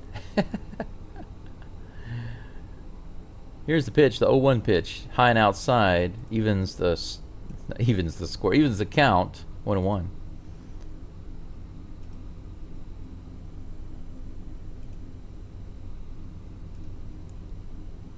"56 pitches now for Gusto. Let's see if he can get out of this inning quickly right here. Here's the next pitch. Ooh, that was close. 89 right in the bottom of the zone. And that was called a ball. This umpire really is giving it to the pitchers right now. 2 balls, 1 strike. Here comes the pitch to Wade. Strike. 94 right in the middle of the zone. Swing and a miss by Wade. He couldn't get the bat on it, and that evens the count. We have 2 balls, 2 strikes, 2 outs. Astros due up here in just a moment. Are 1 for 1, 1 for 1, and 2 for 2. Here comes the 2-2 pitch to Wade. Hit up the middle. Is that going to drop? It is. It's going to be a base hit right up the center on a 2-2 count. Gonzalez stops at second base. And so the inning will keep going with 2 outs, 2 runners on. Diaz going to take a little breather on the mound as Diaz comes out to talk to him. It looks like the pitching coach might be out, and he is. Pitching coach for the Astros is coming over.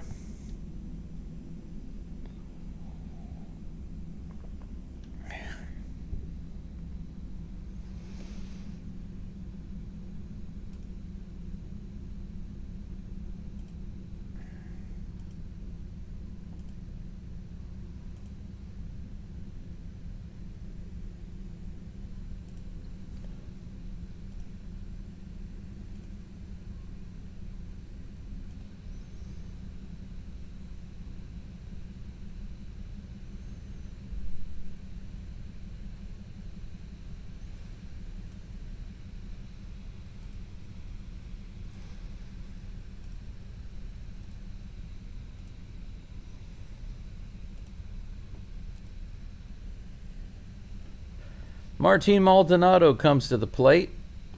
He grounded out his last at bat. He's got runners on first and second with 2 outs. 60 pitches now for Gusto with this delivery. Here's the pitch. He goes straight up. The very first pitch, Maldonado goes after it, skies it up on the infield. Walker puts it away for out number 3. So Gusto does give up one more run, but just like the last little run by the Padres, he's able to shut it out with just 1 run given up. The Astros hold on to their lead by 2 runs. 4-2 is the score right now. Both teams with 7 hits. And we're going to go into the bottom of the 4th.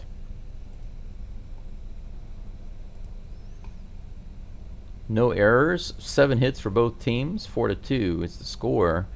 The home team Stros winning so far. 10 people watching right now. Woohoo! We got the double digits, but I only have about, 6 likes. Let's try to get those likes up over 10. I don't understand all of the YouTube algorithms, but I did learn a few things last year from doing the live streams. I learned that there are certain little, I don't really want to call them milestones, but I would say triggers. Okay, that's a better word. Triggers. There are certain triggers that, well, hang on a second. The score is not updating on the screen, I think. Let me try to update this. 1 second. The scoreboard is not showing the correct information, so I want to update that right quick and then double check it on the live stream. I want to make sure that that is correct.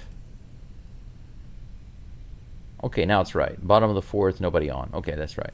Anyway, there are certain triggers that YouTube has for their algorithm, and since I've been doing these live streams starting last year, I realized that when you get to a certain point of likes or viewers or view duration, etc., etc., etc., there are so many different triggers, and essentially when you get to those triggers, they open up the floodgates a little more. So basically, it kind of works this way. YouTube puts my channel out there a little bit whenever people are searching, or if they're interested in the Astros or whatever team I happen to be calling that they're playing. Whoever it happens to be, they'll show my channel to a few people, and if those people trickle in and start to watch, it sets off some triggers, and they'll show it to more people. And if those triggers keep getting tripped, they'll just start showing it to more and more and more people, and my audience grows. So your likes are really appreciated. Jake Myers at the plate takes the first pitch off for ball 1, but that next pitch is a sweeper right in the zone for strike 1. The count is 1-1. Myers with a really nice double right down the line, his last at bat. He's 1 for 1 today. Here's the 1-1 pitch from Hart. That's smoked right to the third baseman. He gets it on the 1 hop, a good catch. Myers putting the bat on the ball today, but that one just happened to be right into Machado's glove. He gets it on the 1 hop, fires it over to first, and that's 1 away. Cam Smith comes to the plate. He had a 3-run shot back in the 2nd inning. He's 1 for 1. Here comes the first pitch to him from Hart. Ooh, right in there, 82 on that changeup. Man, how can you not swing at that? I will never understand it. 0-1 is the count. Here's the pitch. That one's in the dirt. So that was a good take. Bad take followed by a good take. 1-1. Shows 4-2 on the screen. Here's the next pitch. Just a little outside, ball 2.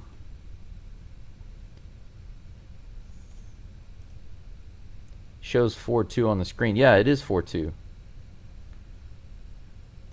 2 balls, 1 strike. Here's the pitch to Cam Smith. And that is on the outside corner for strike 2. Count is even, 2-2.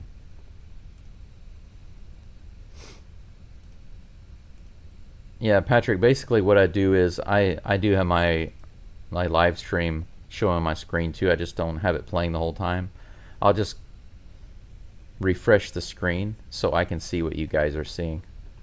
That one's outside. The count is full. 3 balls and 2 strikes. No runners on. This could be a base runner here. We'll see. Here's the full count pitch to Smith. And that one's hit hard again. Out to left field, all the way out to the wall. In the corner. It's out of here. Are you kidding me? Back-to-back home runs. My Cam Smith, guys. Back-to-back home runs. Cam Smith with a 3-run shot, and he puts another one into the Crawford boxes on a 3-2 count. How do you like that? Go Stros. How do you like that? Astros 5, Padres 2. Cam Smith, guys. Cam Smith with back-to-back jacks right in the corner of the Crawford boxes. Just barely enough to get out of here. The first one was a no-doubter. This one would not have been a home run in any other park. They just barely got over the wall. Altuve comes to the plate. He goes after the first pitch, hits it sky high into center field. That's probably going to be an out, and it is. That's the first time they've been able to put Altuve away. He's 2 for 3 today with that fly out. But man, 79-mile-per-hour sweeper in the bottom of the zone on that home run by Cam Smith, and he just puts it just barely into the corner of the Crawford boxes. 2 home runs back-to-back. Holy cow. 2 outs. Astros 5, Padres 2. Paredes is at the plate, and he grounds this up the middle. It's grabbed by the pitcher. He knocks it down, lobs it over to first, and that's out number 3. So Paredes takes a big swing, but just barely taps it back to the pitcher. And after a little fumbling around, he's able to get it, throw it to first, and get the out. But the Astros tack on another run thanks to Cam Smith. 3 of the Astros' 5 runs coming on the back of the rookie Cam Smith. Back-to-back jacks. How do you like them apples? Mel Wood says, enjoying your game coverage. Thank you so much, Mel. I appreciate the love. I really do. And thank you for being here. Thank you for your support. Caesar, welcome back. It's good to see you again. You said, love it. Mr. Smith, keep doing what you're doing. Yes, Mr. Smith indeed. He's the guy today because of his swinging the past 2 at-bats. He's given the Astros the lead. Let me make sure my scoreboard is correct. We should be in the top of the 5th. 5-2. That's correct. Absolutely, it is right. Man, I'm liking this game. I'm liking this game so far. You know, it's not a flawless game by Gusto on the mound, but he is getting it done when it matters most. Astros have scored every inning save the first. And Cam Smith is just going bonkers right now. I want to see Cam Smith hit another home run just to do back-to-back-to-back. Man, can you imagine? What is his batting average now? He's batting .234. So currently, Diaz batting .161, Walker batting .164. But Walker also has a hit today, so the Astros are coming along. We have 1, 2, 3, 4, 5 different Astros in this lineup with hits. Altuve with 2, Diaz with 2, and Smith with 2. Tatis is at the plate facing Gusto for the 3rd time. He's 0 for 2 today, actually. That first pitch is in the lower outside part of the zone for strike 1. Good pitch by Gusto. Someone said the other day, a Padres commentator, he said something very interesting about Tatis. As Tatis laces one into left field, that's a single. He's going to be on first base. So 1 for 3 today with that single. Padres with a leadoff base runner. 8 hits for the Astros, and that one right there, I believe, might be the 8th for the Padres. But this Padres commentator basically said that Tatis was almost all of the Padres' offense. I don't know how true that is because I don't watch their games, but I thought it was an interesting comment. 92 right in the middle of the plate against a Rays. Louis Rays. 0-1.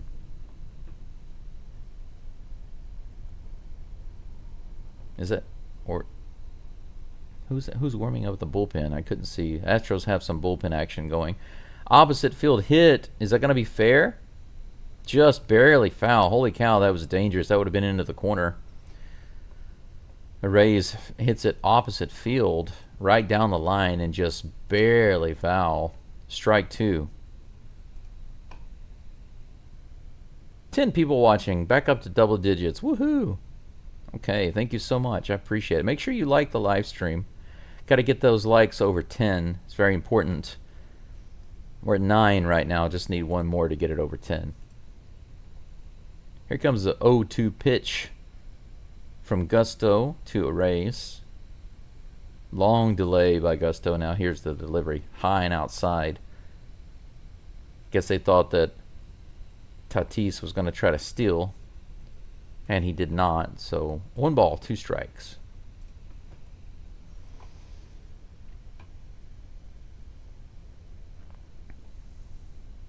One ball, 2 strikes. Here's the pitch. That's hit to left field, and that's going to drop for a hit. Altuve scoops it up, fires it in. Tatis stops at second base. So Gusto now having the middle of the lineup coming up. Manny Machado is due up. That was not a bad pitch. A curveball low and outside, just hit opposite field by Rays. That was just good batting right there. There's not much you can do about that. Maybe the speed wasn't so good. It was only about an 82 mile per hour pitch.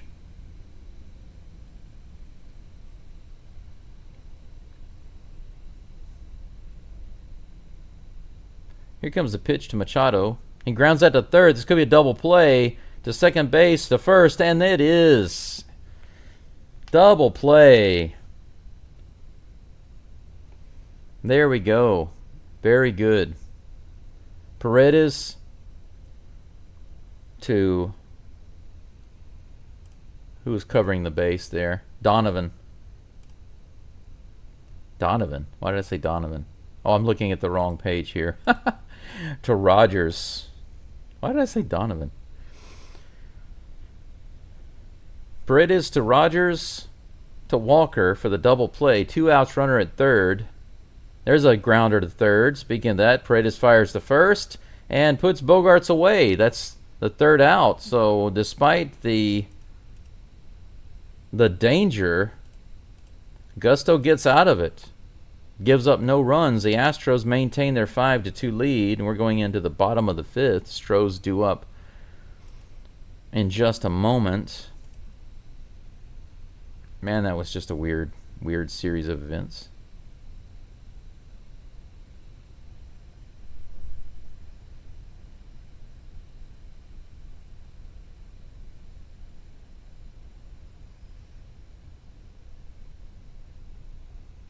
They're showing some really weird stuff on the MLB commercial right now.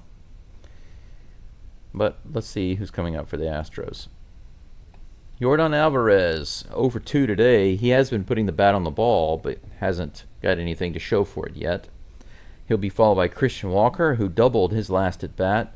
And then Jeremy Pena. Pena, one of the only batters in the lineup so far not to get a hit. Paredes, Alvarez, Pena, and Rogers. These are the only Astros that do not yet have a hit in this game. Altuve leading the way with his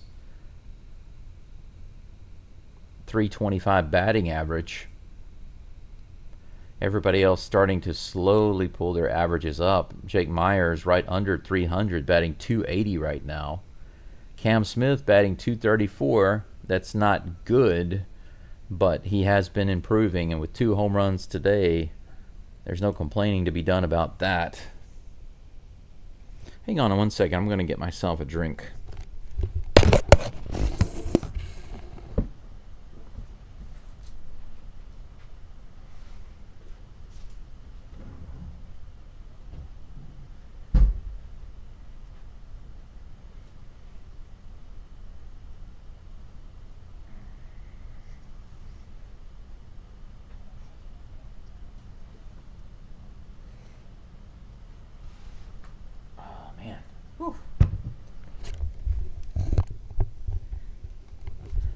All right, guys. Hart is back on the mound facing Alvarez. First pitch is way in the dirt. Outside, bounces away from the catcher for ball one. 1 ball, no strikes. Here's the next pitch to Alvarez. Big swing by Alvarez, but he fouls it back. 1-1 is the count. One of the bad things about one of the challenges about my blood flow issues right now is it's easy to get leg cramps. I'm wearing compression socks. Just now when I went to get a drink, my legs started cramping, so I'm trying to keep that from happening. 1 ball, 1 strike. Here comes the pitch. Launched out to the left field side, but foul, and that's strike 2.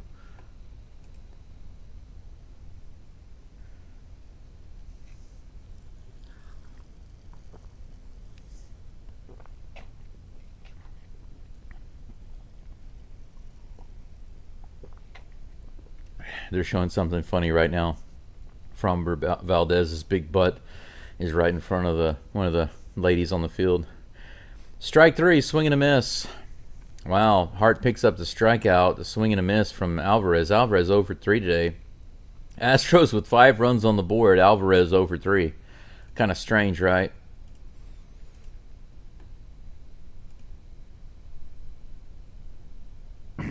Alvarez batting only .217 for the year. I'm sorry, .213 now. Definitely not playing like the superstar he is. Christian Walker is at the plate now. Takes that first pitch high and outside for a strike right in the corner of the zone. Nice double last at bat, and he was able to score. Here's the next pitch. Skied back.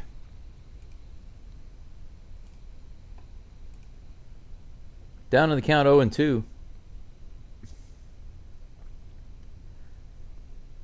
Here comes the 0-2 pitch.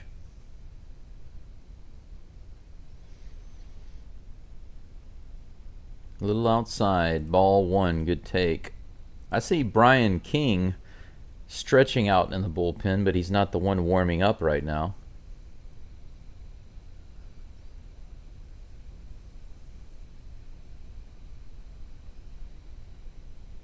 '70th pitch for Hart on the way, and this is hit up the middle right to the center fielder, and that's out number 2. So Jordan strikes out, Walker lines out, and that's 2 outs. That'll bring up Jeremy Pena. Jeremy Pena looking for his first hit of the day.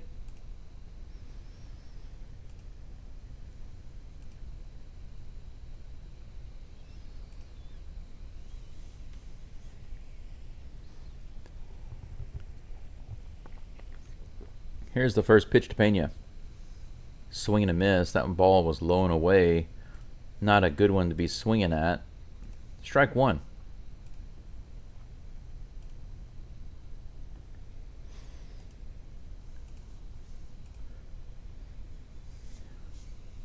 Here's the next pitch from Hart. That one's also low, below the zone, taken for ball 1. Good take.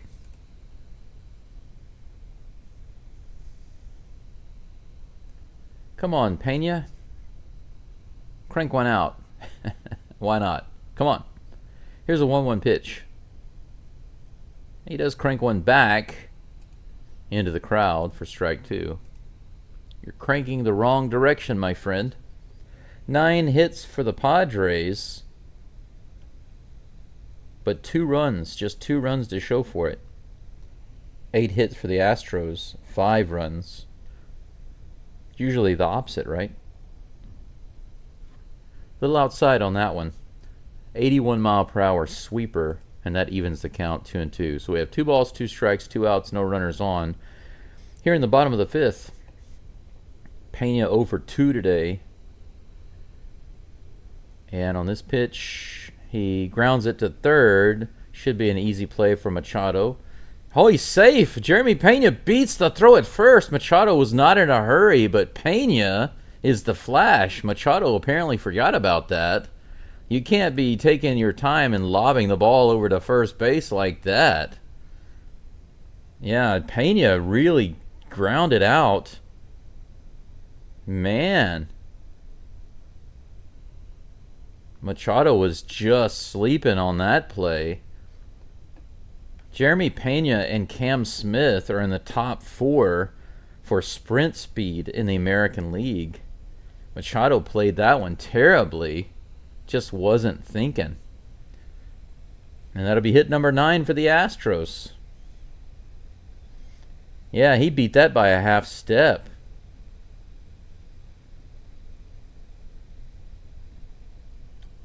Wow. Now the Padres are having a meeting on the mound. Yeah, there was no reason for Pena to beat that out. Machado was just not thinking on that play. He should have come in. He should have hustled to make the throw, and he didn't. He was just taking his time, and Jeremy Pena beat him by a half step. That's what happens. Yainer Diaz is hot today, 2 for 2 with 2 singles, an RBI, and a run scored. Let's see if he can do something else here and go 3 for 3. Here's the first pitch from Hart after a long delay. Very first pitch is skied high out to second base right field. Tatis, he misplays it and almost misses it. He comes in too far, he overplays it, and then he has to jump backwards to catch it. He took his eye off of it. Looked a little amateurish there, but he got lucky and got the third out. What a play. Plays like that, if you're a kid in school and you make a play like that, your coach will yell at you as you're coming off. It doesn't matter if you caught it. The coach should be yelling at you. What are you doing? What do you think you're doing? Taking your eye off the ball? Yeah, that's the way some of my coaches were. Even if you managed to make the play, they would yell at you for not making it the way you should, right? That's the other thing I see all of these professional players doing basically is just doing all of the fundamentals wrong that we were told not to do. We were told to do it one way. This is the way you do it. Like when you catch a fly ball, you use both your hands. You don't just use one hand. It's not stable enough, and it's easy to miss the ball. You keep your eye on the ball the whole time. Like when you're catching the ball, you keep your eye on the ball all the way into the glove. When you're batting, you keep your eye on the ball all the way to the bat. But when you actually watch this, and I don't know if you guys do this, I do, because I think about it a lot. And especially since I've been calling these games, I think about it even more, is how these players are demonstrating the fundamentals on defense and on offense. And what I see is most of them don't follow the fundamentals. And I wonder, about some of these guys who are like gold glovers or really good hitters, if you study them and you look at the details of how they're keeping their eye on the ball and how they're holding their glove and how they're, setting themselves up underneath the ball first before catching it, rather than, trying to essentially what Tatis just did. Instead of running to the spot where the ball was and setting up underneath it and trying to get a good beat on it, he took his eye off of it. He misplayed it. He almost missed it, and then he had to do a leaping grab with one hand.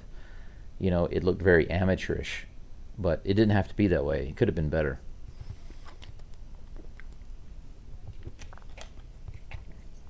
That's the strength of Jake Myers out in center field, is that he plays it very fundamentally sound. Steven Okert is on the mound now for the Astros, replacing Gusto. He's facing Gavin Sheets. First pitch is high for ball 1-0. I need to change that. I think my score on the screen, I need to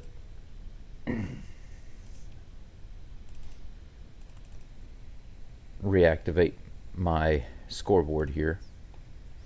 That's going to be another hit for Gavin Sheets. He drops it in.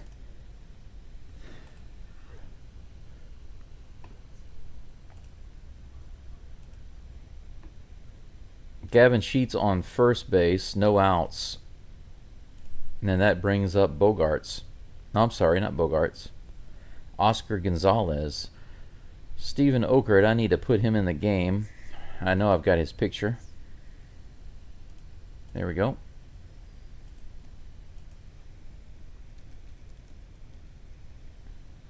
All right. There we go. updated. Here's the first pitch to Gonzalez. Swing and a miss on that 92-mile-per-hour fastball. 0-1.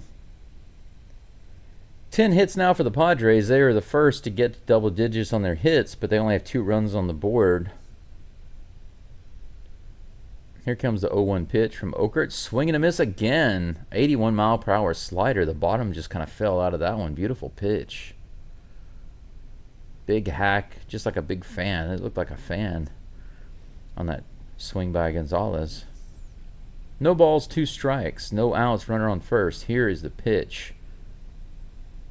That one's hit to right field. Is it going to drop? Smith is over. He's underneath it. Good play by Smith, who loses his hat in the process.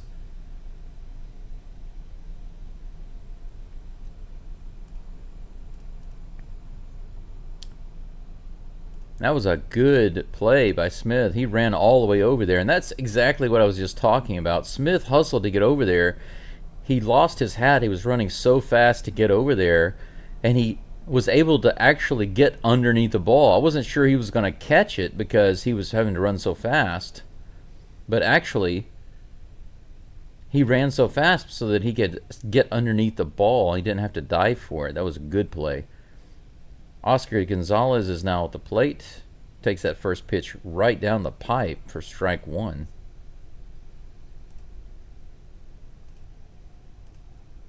One away, runner on second. Here comes a pitch. No, I'm sorry, this is Iglesias. Iglesias at the plate. Jose Iglesias, he swings and fouls that one off. Count is 0-2. Gonzalez was the fly out last at bat. That's what happens. Sometimes I just look at the information on the screen rather than the game, and I give you the wrong info. Here's the 0-2 pitch. A good foot outside the zone for ball 1, 1-2.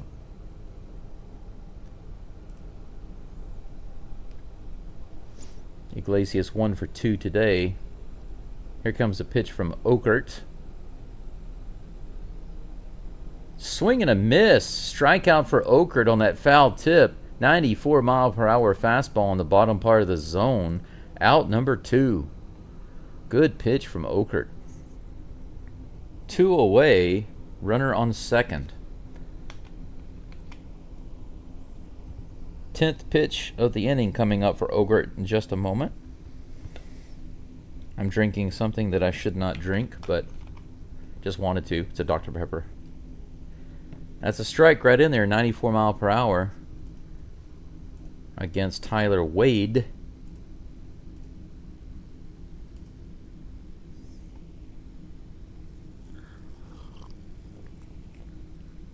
Ooh, that pitch is right in there. Nice slider taken all the way from Wade. Another 0-2 count for Okert. He's just getting ahead of these batters really early. That gives him some good options on what he wants to throw. Let's see what he throws here at this 0-2 count. Here it comes. Whoo, just a little outside on the slider. Wade doesn't bite. 1 ball, 2 strikes.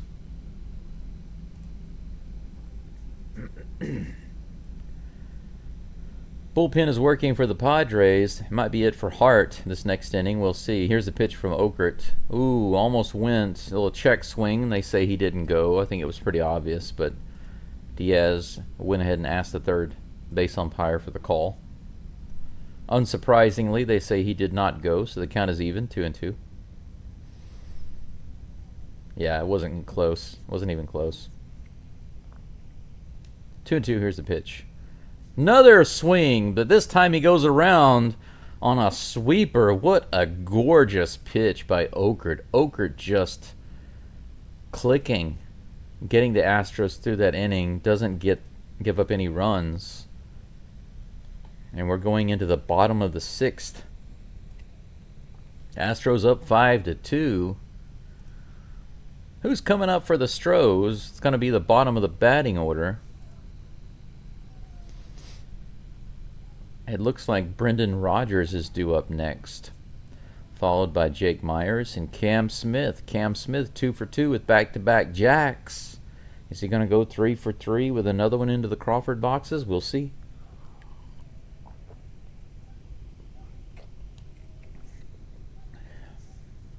Today is Cam Smith Home Run Derby Day. 11 people watching. Woohoo! All right. Thank you for being here. I do appreciate you listening in, watching, interacting. Any and all support is welcome wherever you are in the world. We've got some people listening in from here in Asia. I'm in Japan broadcasting the game.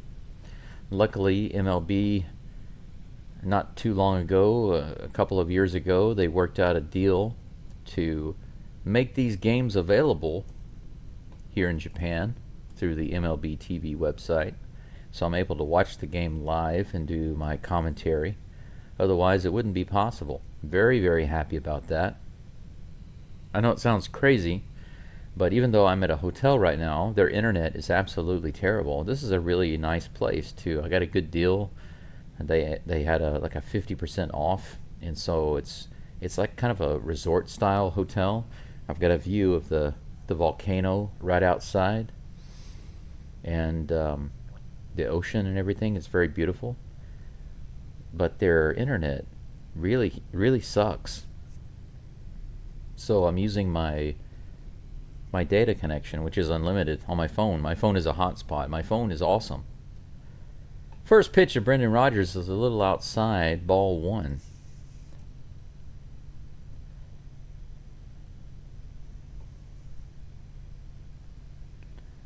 Kyle Hart is still in the game. That one's fouled back by Rodgers, and that's strike 1. 78 pitches now for Hart.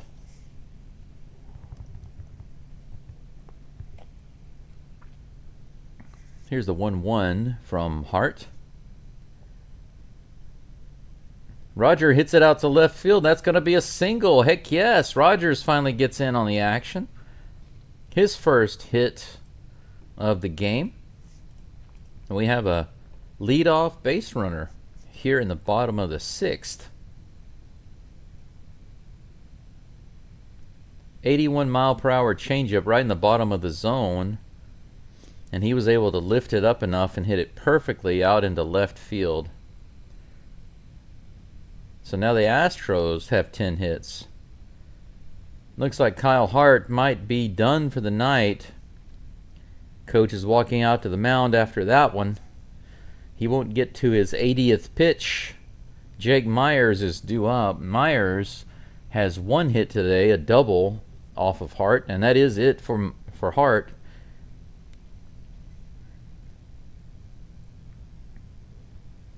In just a moment, the Padres will have a new pitcher on the mound. He's jogging out now to warm up. I'm not exactly sure yet who that is, but let me see if I can pull it up to see if the change has already been made in the stats. Let's see. Not yet. Okert went 5 innings, gave up 10 hits, 5 runs, 2 walks. Oh, I'm sorry, no walks. Just 2 strikeouts. ERA 6.48. Not a stellar performance. 3 of those runs alone came off of a 3-run jack by Cam Smith.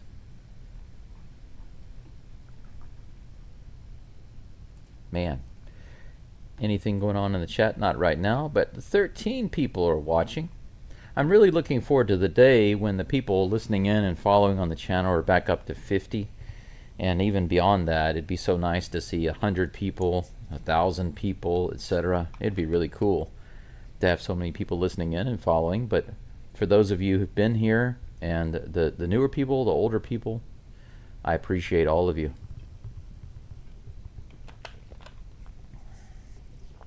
For health reasons and other reasons, I was studying and learning Japanese full-time in school, working a part-time job teaching online, also taking medicine, going to the hospital every month, working on my health.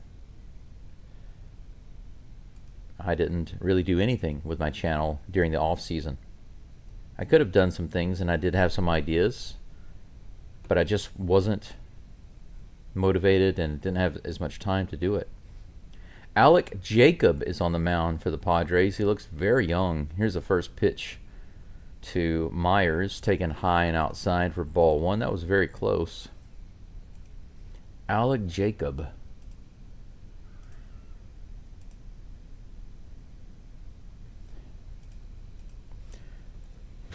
Here's the next pitch. This one's hit up the middle. Myers, another base hit.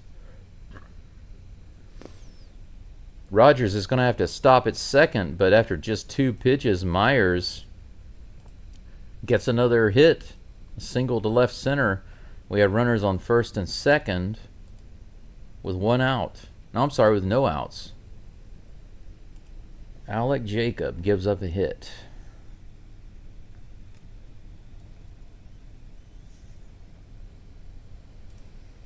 Let me try to get that picture changed here.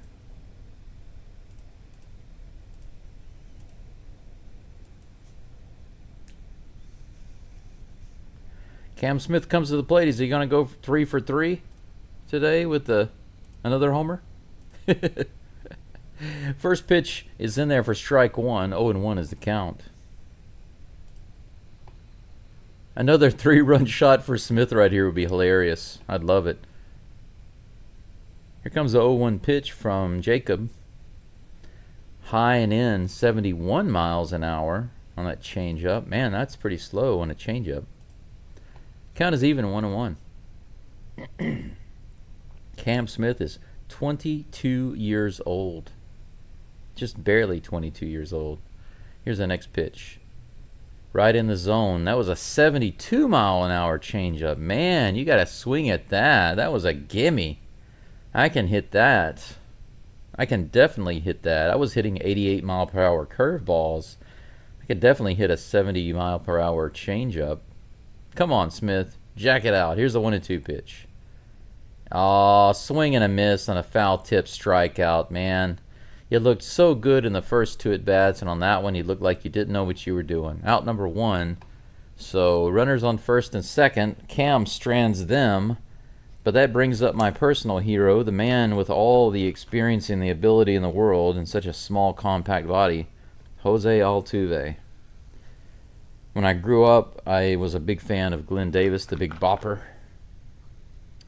But my all-time favorite player in any sport, and this is saying a lot because I was a big Michael Jordan fan, even an Olajuwon fan, but Altuve's my number 1. Wow, Altuve crushed that ball, that changeup, the one that Cam Smith wasn't swinging at and then missed. Whew, Altuve crushed it into the crowd. He got around on it way too early. The crowd gave a big whoo, but that's strike 1. 0-1. Runners on first and second, no outs. Here's the pitch. High and outside, ball 1. Good take. Evens the count. This is definitely a pitcher that Altuve can take into the Crawford boxes.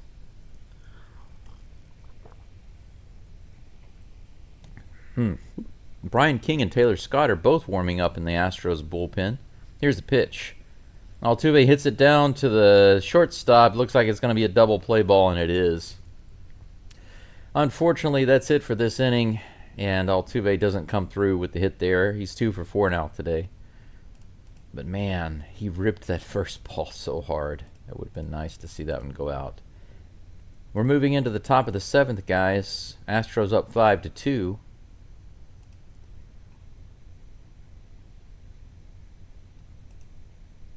Let me pull up my live screen right quick and make sure it's updated, and it is. Astros 5, Padres 2 in the top of the 7th.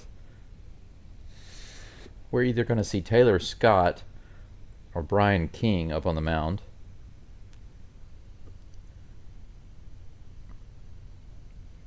I'm going to take a guess and say that it's Brian King. That's who I'm going to go ahead and go all in. I'm going to change the picture on the screen to Brian King. And we'll see if I'm right. I really like King a lot. He's the Magnum PI. The Astros bullpen. If I'm wrong, I'm wrong.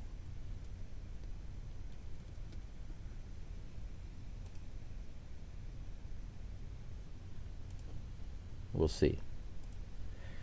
Now I've got the name updated on the screen. There we go.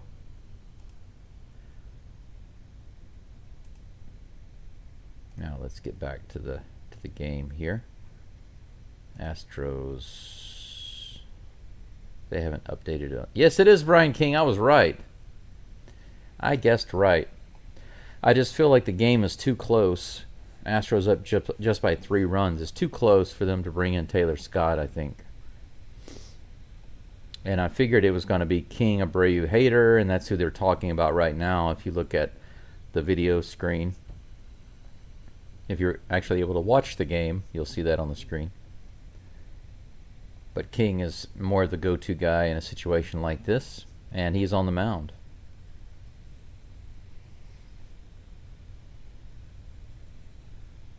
Almost 11 o'clock in the morning here. Here's the first pitch from King to Martin Maldonado. Strike, 91 miles an hour, right in there. Machete is at the plate, but we've got an Uzi on the mound. Here's the pitch. This is hit right up the middle, but straight to Rogers, who lobs it over to first. No challenge there. Maldonado is definitely not a speedster. 1 away. 2 pitches, 1 out.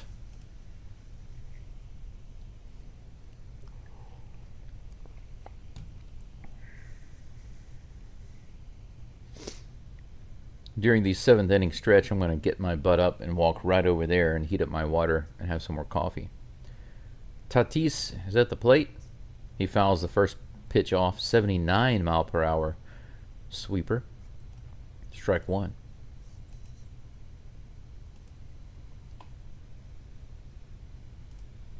Here comes the next pitch to Tatis. Woo! King should have gotten the strike. That was right on the outside of the zone. Right in the outside corner. But the umpire laid off. 1 ball, 1 strike. Tatis gets lucky. Here comes a 1-1 pitch. Swing and a miss on a sweeper. What a good pitch. Right in the zone. He couldn't get the bat on it. Strike 2. He calls timeout, steps out to rethink his options. You have no options, my friend. This is Magnum PI you're facing right now. You can't hit a revolver. Whatever that means. 1 ball, 2 strikes. Here's the pitch from King. Just barely misses high and outside, and that evens the count, 2-2. Astros with 11 hits, just 1 more than the Padres at the moment.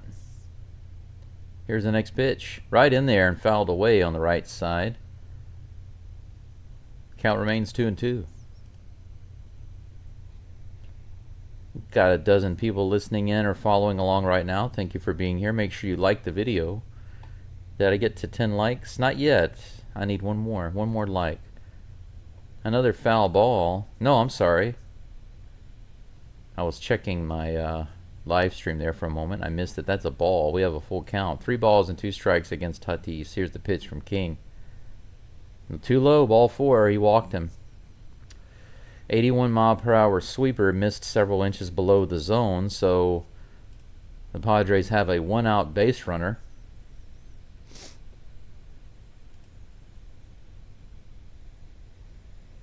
Yeah, guys, please make sure that you like the video if you haven't already. Thank you so much. I just got the 10th like. That was my first goal for this live stream. Thank you so much. This is hit out to right field deep all the way to the wall. Cam Smith is back. He tries to make the catch, but it's into the crowd. A 2-run shot. Wow. Arise hits a home run, a 2-run shot to bring the Padres within 1. It's 5-4. Cam Smith tried to play it. He dove for it. He jumped up as high as he could, but couldn't get there. And that cuts the Astros lead to 1. Man, what pitch was this? Holy cow, it was a 93 mile per hour fastball way up and in. I don't know how he hit that, but he got underneath it and he drove it just out, just enough, right over the glove of Cam Smith. Clears the bases. The good news is nobody's on base. The bad news is the Astros are only leading by 1. Cam Smith came just about a foot away from catching that one. Swing and a miss. Strike 2 to Manny Machado. 0-2 is the count. 1 out. Cam Smith gave it his best. That was just a good hit. Line drive straight to Pena, out number 2. That was a well-struck ball, but right at Pena. Bad luck for Machado. I feel sorry for King giving up those 2 runs off that homer. But, you know, I have to say hats off to Arrays for that hit. That was just a good hit. Pitching coach is going out to talk to Brian King. Xander Bogaerts is due up now with 2 outs, no runners on. I guess they're just giving Abreu a chance to get warmed up in the bullpen.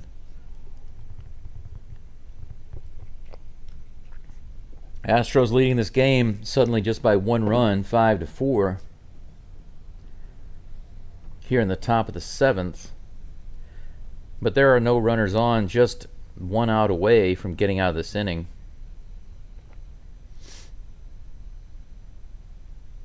This has been a hitter's game. 11 hits now for both teams. Here's the first pitch to Bogaerts. Just a little below the zone. 92-mile-per-hour fastball. 1-0.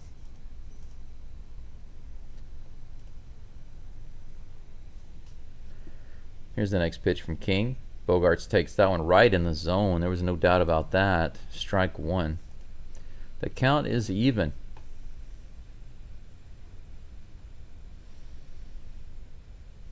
Here comes the 1-1 pitch. This is grounded to third. Paredes picks it up no problem. Fires over to first with a good throw. Out number 3.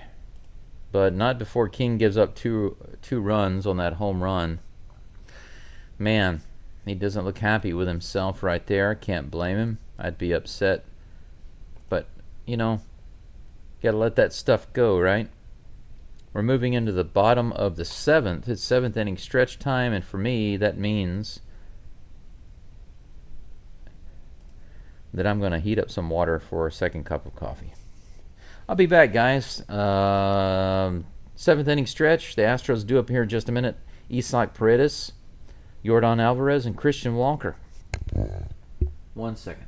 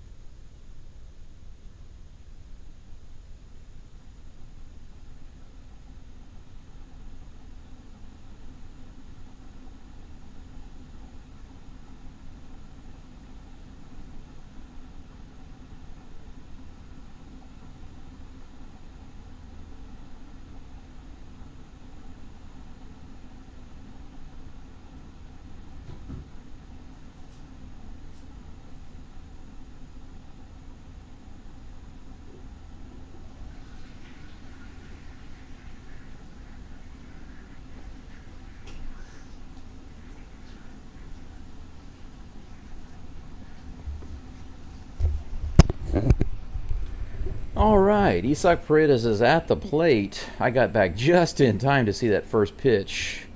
Ball 1. High. He's 0 for 3, one of the only 3 Astros without a hit today. That's in there for strike 1. 1-1. Alec Jacob appears to still be in the game for the Padres. 11 pitches now for him. Here's the 1-1 pitch to Paredes. Paredes hits that hard to left field, but it's going to be playable right to the left fielder. Just about 10 feet from the warning track. It was a nice little drive. But there just happened to be a fielder in that spot. One away, and that brings up Alvarez, one of the Astros' other 3 players with 0 hits today. Alvarez, the biggest surprise so far this season of the Astros lineup, not playing like himself. Here's the first pitch. Foot inside and low, ball 1. Good take. 75-mile-per-hour changeup. He did have a monster home run the other day to center field about 420 feet. Here comes a 1-0 pitch. Ooh, 74. Big swing by Alvarez, but that was almost a foot below the zone, almost in the dirt. He picked a terrible one to swing at. The count's 1-1. Here comes a pitch. That's grounded down to the first baseline, and Arai's going to be able to take that over himself and step on the bag. Alvarez is 0 for 4 today. Weak ground out. Alvarez looking like an anemic player in this game. 2 away. Christian Walker comes to the plate.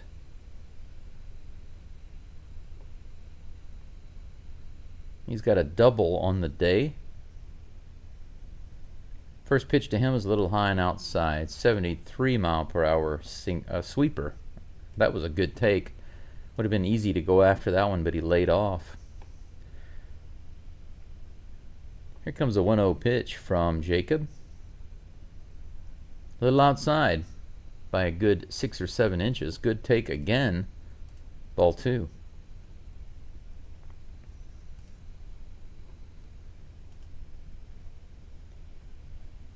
"17 pitches now for Jacob. Here comes the 18th. High, ball 3. 3 straight balls from Jacob. None of those too far out of the zone. Good at bat by Walker, taking a lot of those pitches. Let's see if he's just going to stand here and try to get the walk. Probably will. We'll see. No, he does. He doesn't. He swings at it, but it was right in the zone. Pretty good idea right there. 3 balls and 1 strike, swinging on that. You know, we had some coaches that would say, you don't swing when it's 3-0, you let it go. And then other coaches would say, swing away. Everybody was different. Here's a 3-1 pitch. Way inside, and he grounds it to the right of the pitcher. The pitcher has to toss it to the first baseman, Arraez, who was off the bag, but he's able to get there. If he had just taken that one, that would have been ball 4. But the result is out number 3. So that's it for the 7th inning, guys. We're going to the top of the 8th. Astros leading 5-4. Padres have been able to chip away at that lead a little bit. Astros got the lead originally with a home run. And with another home run, the Padres drew within 1 run. As they show clips of Kyle Tucker hitting his first home run with the Cubs.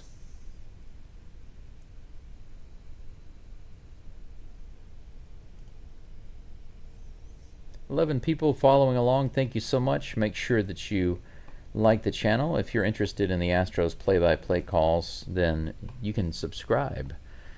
I definitely welcome the growing subscriber base. According to my stats right now, I have 285. That's excellent. I've been able to get about 30 or 33, around 33 more subscribers since the season started again, so that's nice. My goal for the season is to get over 1,000 subscribers. But if you guys have some ideas about some things that you would like to hear or see during the off season, I don't want to do like I did last season. Last season I didn't really do anything on my channel. After the season was over and all the way up to spring training, I essentially didn't post anything. And it's difficult to do that for a YouTube channel, but then again, there's not a whole lot going on in the MLB during the off season. But if you guys have some ideas on some stuff you'd like to see sometimes or listen to, I'd love to hear it. I know that's a ways off because we're talking about after October, right? But from, you say, November, December, basically January, those main months right there, there's not a whole lot going on. So your ideas are appreciated. Brian Abreu is now on the mound for the Astros. He's facing Gavin Sheets, and that first pitch is in there, an 83-mile-per-hour slider for strike one. And I need to change the pitcher on the screen. Brian Abreu. Here's the next pitch. That'll be a ball.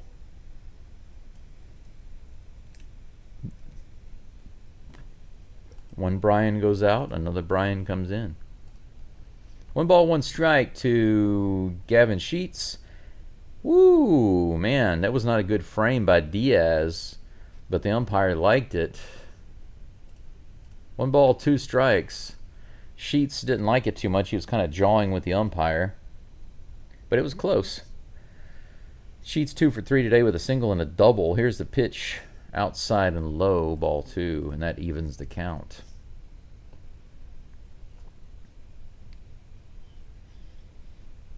Oh, they actually have a sellout crowd at home tonight. That's great. Third of the season. Here's the 2-2 pitch. Swing and a miss. Good pitch by Abreu. 97-mile-per-hour fastball. And that was a good 2 or 3 inches out of the zone. And Sheets just kind of threw the bat out there, but he was not able to make contact. Abreu gets the first out via K. Man, that ball was almost 3 inches away from the bat. He couldn't even touch that. That brings up Oscar Gonzalez.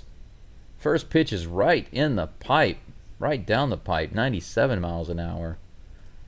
Strike one.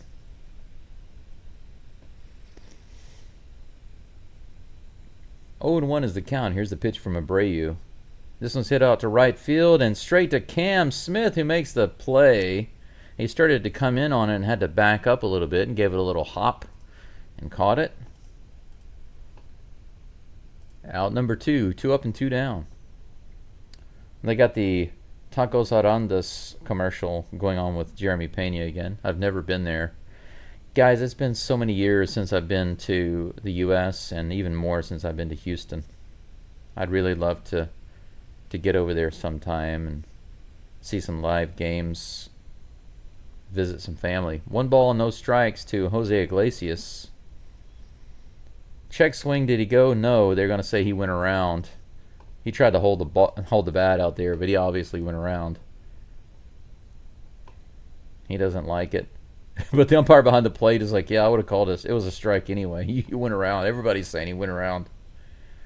He hits this one out to right field. It's shallow. Is it going to drop? Yes, it is. Cam Smith can't get there, and it's going to be a 2-out single for the Padres.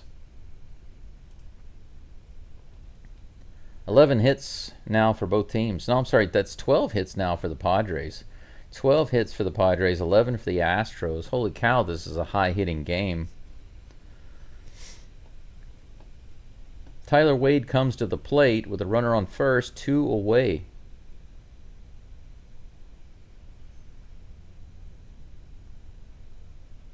Here's the pitch. That's hit hard down the right field line, but about 12 to 13 feet foul. Strike one. Abreu just needs 1 out to move this into the next inning.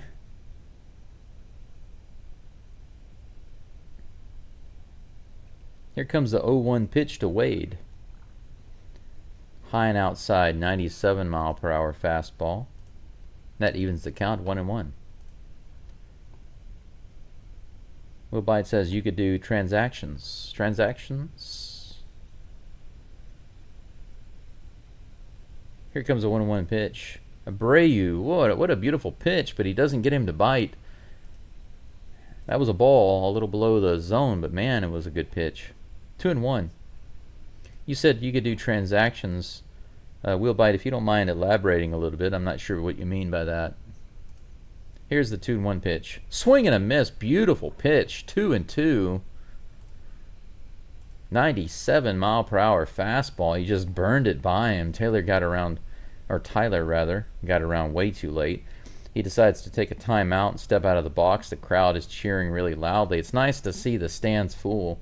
These games that the Astros have played on the road recently, the crowds were just so pathetic. Seeing that this game was sold out and that it's so packed makes me feel good. Here's the 2-2 pitch from Abreu. Strike 3, swing and a miss, a 90-mile-per-hour beauty of a slider. The crowd goes crazy. Astros lead is preserved 5-4, and we go into the bottom of the 8th. Abreu does his job. He's back to his true form. In anime terms, you could say that is the final form of Brian Abreu. Come up and just strike out these batters and get the Astros into the 9th inning, preserving the lead. Undoubtedly, Josh Hader will come in the 9th inning, but for right now, the Astros have a job to do, and that is to tack some more runs on the board.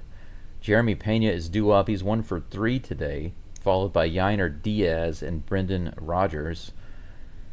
Assuming the Astros do not make any batting changes, that is the lineup as it stands. Okay, let's take a moment to take a look at the live stream. 16 people watching. Wow, we're up to almost 20 for this game. I haven't seen 20 in this particular game. Now it's 17. Awesome. Great. I haven't seen so many in this particular live stream today, so it's nice to see the increase. Got a dozen likes. Thank you so much, everyone. Will Bite says everything is expensive in Houston, and it's getting ready to get much more expensive. Just a warning. Well, don't worry about it. I'm in Japan, and there's no. If I do come to Houston, and I will eventually, whether it's just visiting or whatever, it's going to be when I have plenty of money, and I'm not at that point yet right now. So yeah, no big deal. I just have to stay where I'm at and restore my health. But you said, I mentioned the transactions when you were talking about what you would do in the offseason, DFAs, waiver claims, trades. Oh, okay. I thought maybe you were talking about trades and that kind of stuff. And yeah, you're right. There's definitely some news, and I follow a lot of channels. I do follow a lot of channels on YouTube, and they update a lot of information coming out of Houston about the stuff you're talking about, waivers, free agents, trades, etc. All of that stuff that you're talking about. Even some guys coming up through the farm system, prospects, drafts, whatever. These things come up here and there, and I could actually gather from all of those sources and then compile them and do some news maybe once a week or something like that. Yuki Matsui is on the mound for the Padres. We got us a Japanese player on the mound as I'm broadcasting from Japan. First pitch is a strike to Pena. Here comes the next one. Little outside. Ball 1-1. 1 for 3. Pena did get an infield hit on some kind of lackadaisical play over at third base by Machado. Here comes the 1-1 pitch from Matsui. A little high and outside. 2 balls, 1 strike. Yuki Matsui. Let's see, where's his picture at? I think I can get his picture. Here comes the pitch, the 2-1 pitch. That's in the dirt, bouncer. Misses big time. 3 balls and 1 strike. Hader is warming up in the bullpen for the Astros right now.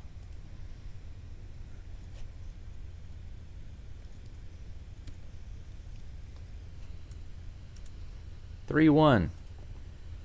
Here comes the pitch to Pena. 93 on the inside corner, fouled back, and we have ourselves a full count.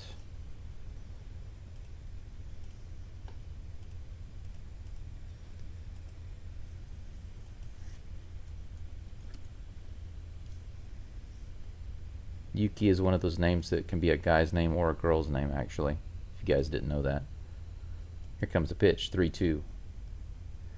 93 right in the bottom of the zone, fouled away again by Pena. He stays alive.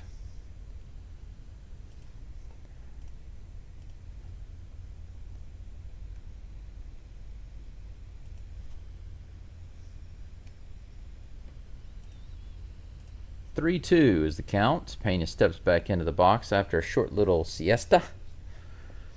Let's see some of that taco power that you're always advertising. Here's the 3-2 pitch. Little check swing. Did he go? They say he did not. He held back on the check swing, and he's going to go to first. We have ourselves a leadoff runner on that full count walk. That was close. He almost got him to go. He was probably about an inch away from getting the strikeout. But Jeremy Pena, the Flash, is on first base, and Yainer Diaz comes to the plate, batting 2 for 3 today with a couple of singles, including an RBI and a run scored. Here's the first pitch to Diaz. In the dirt, ball 1. Maldonado actually able to block that one at the plate and keep Pena from advancing.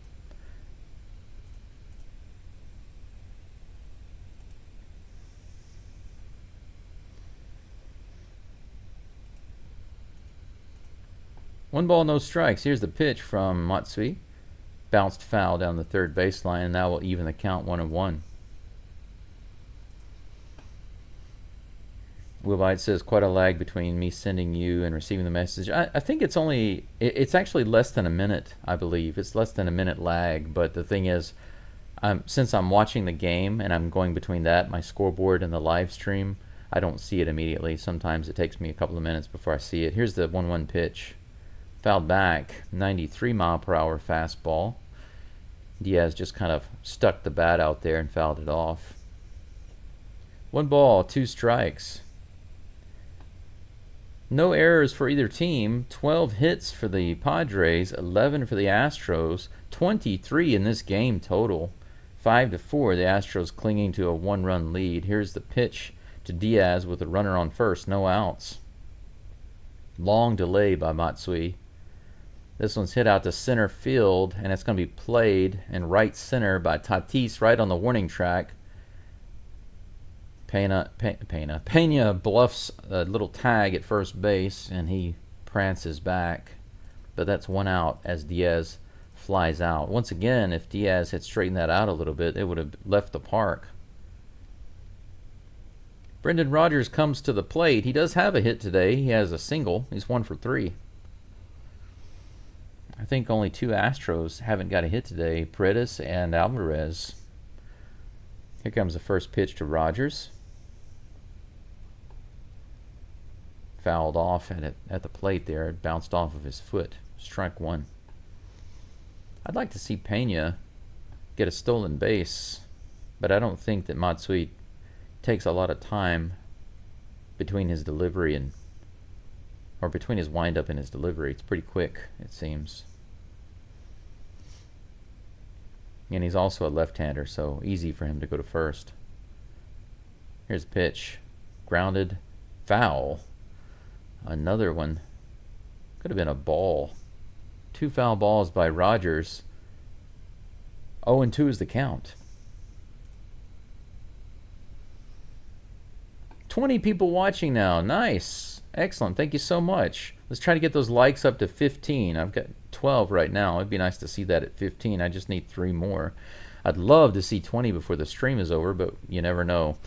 Strike 3. Rodgers just camps out and takes the third one right down the pipe. Doesn't even try at it. I really don't get that.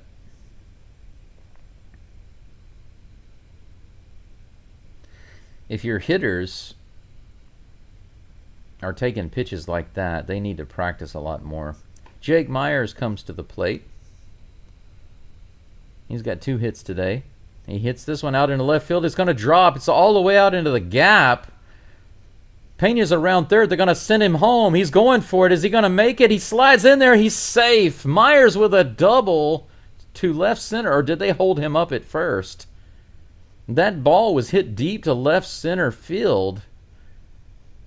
And the left fielder cut it off. However, Pena had the speed to score. As soon as that ball was hit, he was gone. Right about the time that Gonzalez got it, Pena was already around second. They sent him And he was there, no problem. By the time that ball got to the catcher, Pena was already across the plate. A deep single by Myers. Myers, holy cow, 3 for 3 today with another RBI. Man. Ooh, man. Astros 6, Padres 4. 2 outs. Myers on first with that long RBI single. And the flash, man. That's why I like seeing him on base. Cam Smith, 2 for 3 today, is at the plate. He's got back-to-back homers this game. Here's the next pitch from Matsui. He takes that one right in the middle. A sweeper, 80 miles an hour for strike 1. So the Astros increased their lead a little bit. And both teams with 12 hits now. Here comes the 0-1 pitch to Cam Smith. Swing and a miss low in the zone. A nice cut, but he needs to keep his head down and in there to make that contact. 0-2 is the count. 2 home runs and 1 strikeout for Smith today.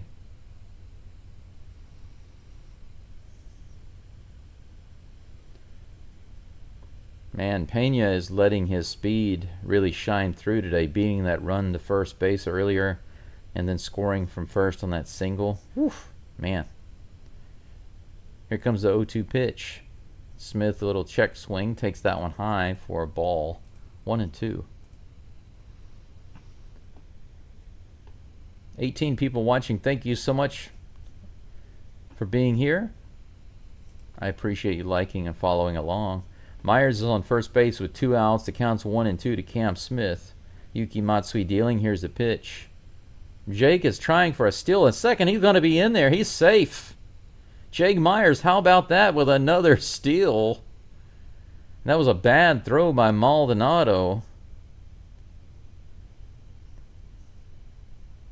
Man. They showed that run again by Pena. That was awesome. That was just a beautiful, beautiful throw. Our beautiful run.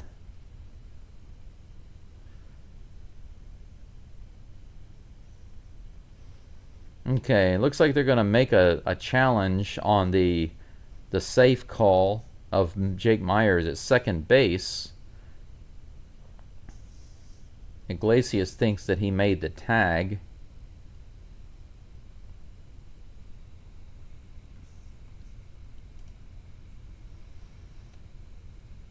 So they're taking a look at it. I haven't seen the replay. We're going to see it now. Yeah, wow. It looks like they might have gotten him from that angle. It looks like it's possible, but it's not definitive yet. We'll see. Myers' hand was getting on the bag right as his leg was there. Padres are already walking out the field. They think he's out. But we'll see. It's got to be clear and for sure to overturn. But we'll see. They're waiting on it right now. But what a good steal by, even if he doesn't make it, even if they call him out.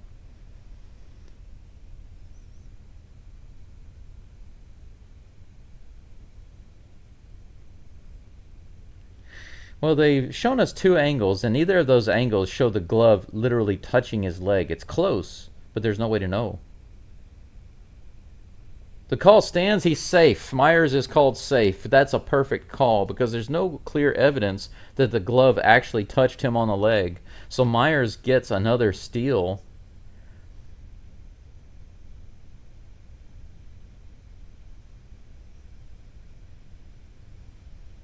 Yeah, there's no way to know for sure. So they made the right call. 2 balls and 2 strikes to Cam Smith with a runner in scoring position with that steal from Myers. The 20th pitch for Matsui coming up in just a moment. They've already tagged him for 1 run. Can we tag him for more? 3 RBIs from Cam Smith today. Let's make it more. Here comes the pitch from Matsui. Smith swings. He hits it, but it's going to be easily played by the shortstop. He gets it, no problem. So All of that drama for just a fly out after that, just a one pitch fly out, but it's all right. It's all good. You know, you never know. But the Astros do put one more run on the board. We're going to go into the top of the ninth. 12 runs. Not 12 runs. 12 hits for both teams. 4 runs for the Padres. 6 for the Astros. And let's reset all this and get ourselves into the top of the ninth. Man, what a game. It's a fun game, right? Are you guys enjoying it? I hope you're enjoying it. Not just because of the live stream, but because of the game itself. 16 likes on the video. 4 away from my first 20 like live stream of the season. That would be really awesome to get that. If you guys could help me out with that, I'd really appreciate it. If you haven't liked the video already, please do so now.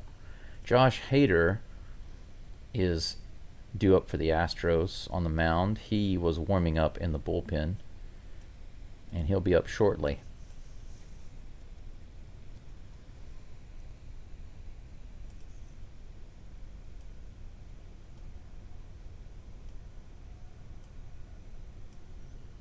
There we go.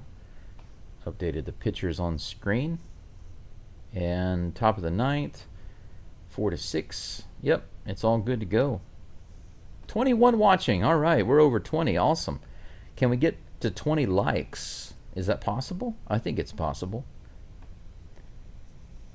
Just one little moment of your time to like. Thank you so much. I appreciate it. I really, really do. It'll be a first for this season's games for me to get to 20 likes on the video. Let's see who's coming up for the Padres here in the top of the ninth. Their last opportunity to do something here against the Astros. Are they going to bat for Martin Maldonado? My guess is that they will. They've got to pinch hit for him, right? For Maldonado?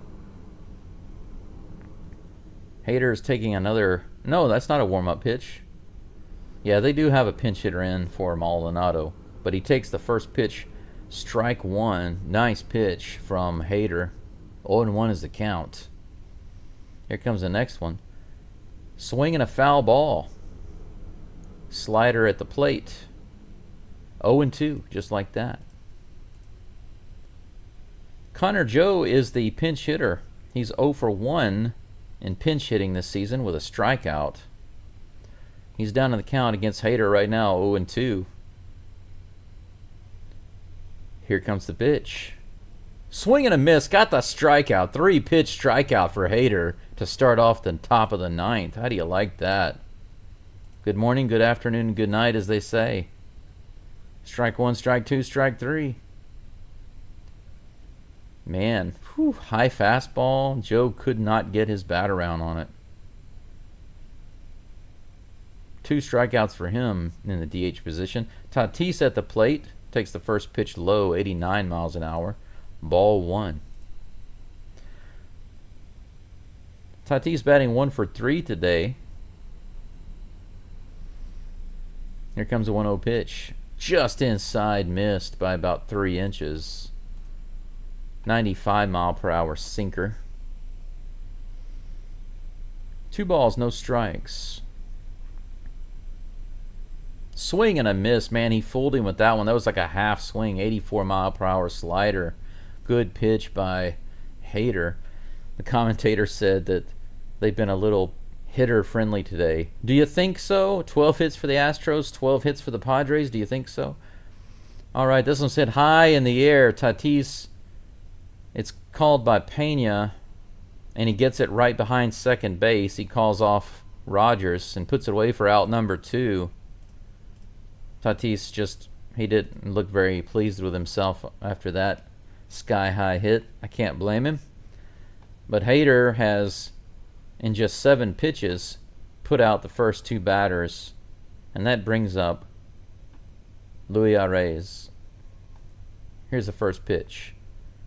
Ooh, 86 just above the zone. Couldn't have been more than about an inch or 2 out of the zone. Just 1 out away here, guys, from putting this one in the bag against the Padres. Here's the pitch. Strike 1. Swing and a miss.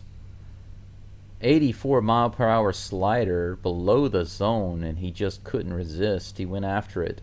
Came back with nothing. The count is even.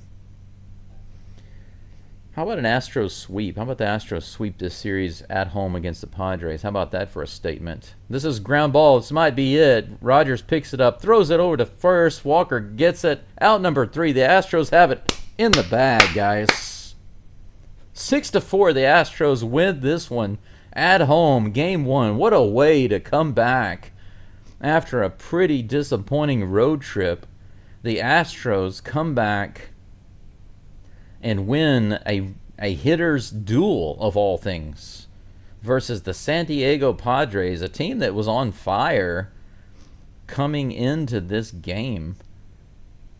Man, the star of this game on the offensive side was Cam Smith. 4 RBIs for him today. Back-to-back home runs, a 3-run homer, a solo homer. Without those, the Astros lose this game. 12 hits for the Astros, no errors, and 12 hits for the Padres. We're going to do a quick game recap for all of you good people. Let's go back here and take a look. I'll give you a scoring summary, and then we'll be done for today.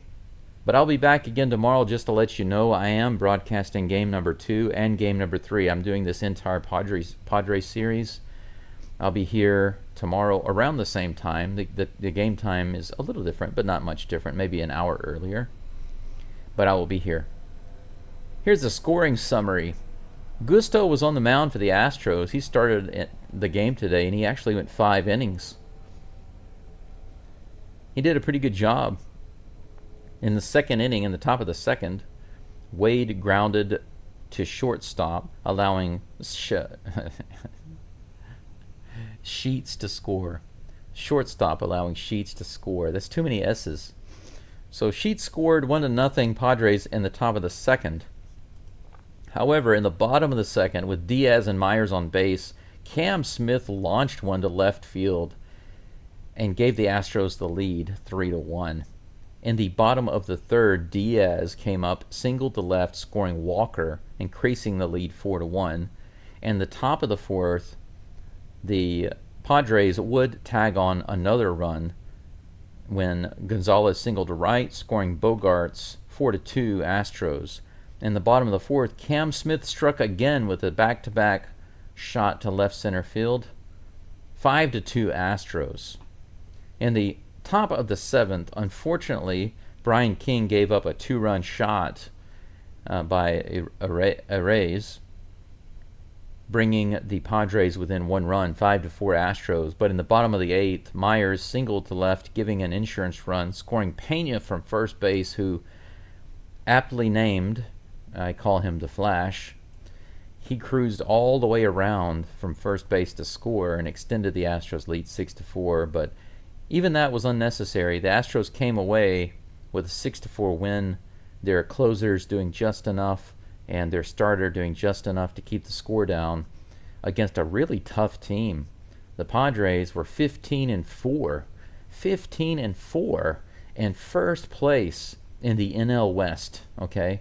The National League West first place team, the Astros, beat them in a very tough fought game.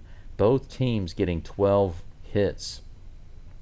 Astros just coming alive at the plate, just enough to win this game 6-4. What a great and fun game this was today. Wilbot says the Astros needed that win. Cam Smith needed that too. Good fight, good night. Absolutely, I agree 100% all around. Thank you all for being here today. Thank you for the likes on the channel. Almost got to 20 likes. I think we're at 16 total. Thanks for following along. Thank you for the subs. Thank you for the likes. Thank you for the comments. Everything is very helpful for me and my channel. And all I can say now that everything else has been said, is Geaux Stros. I will see you guys tomorrow. Have a good evening or a morning or afternoon, wherever you are.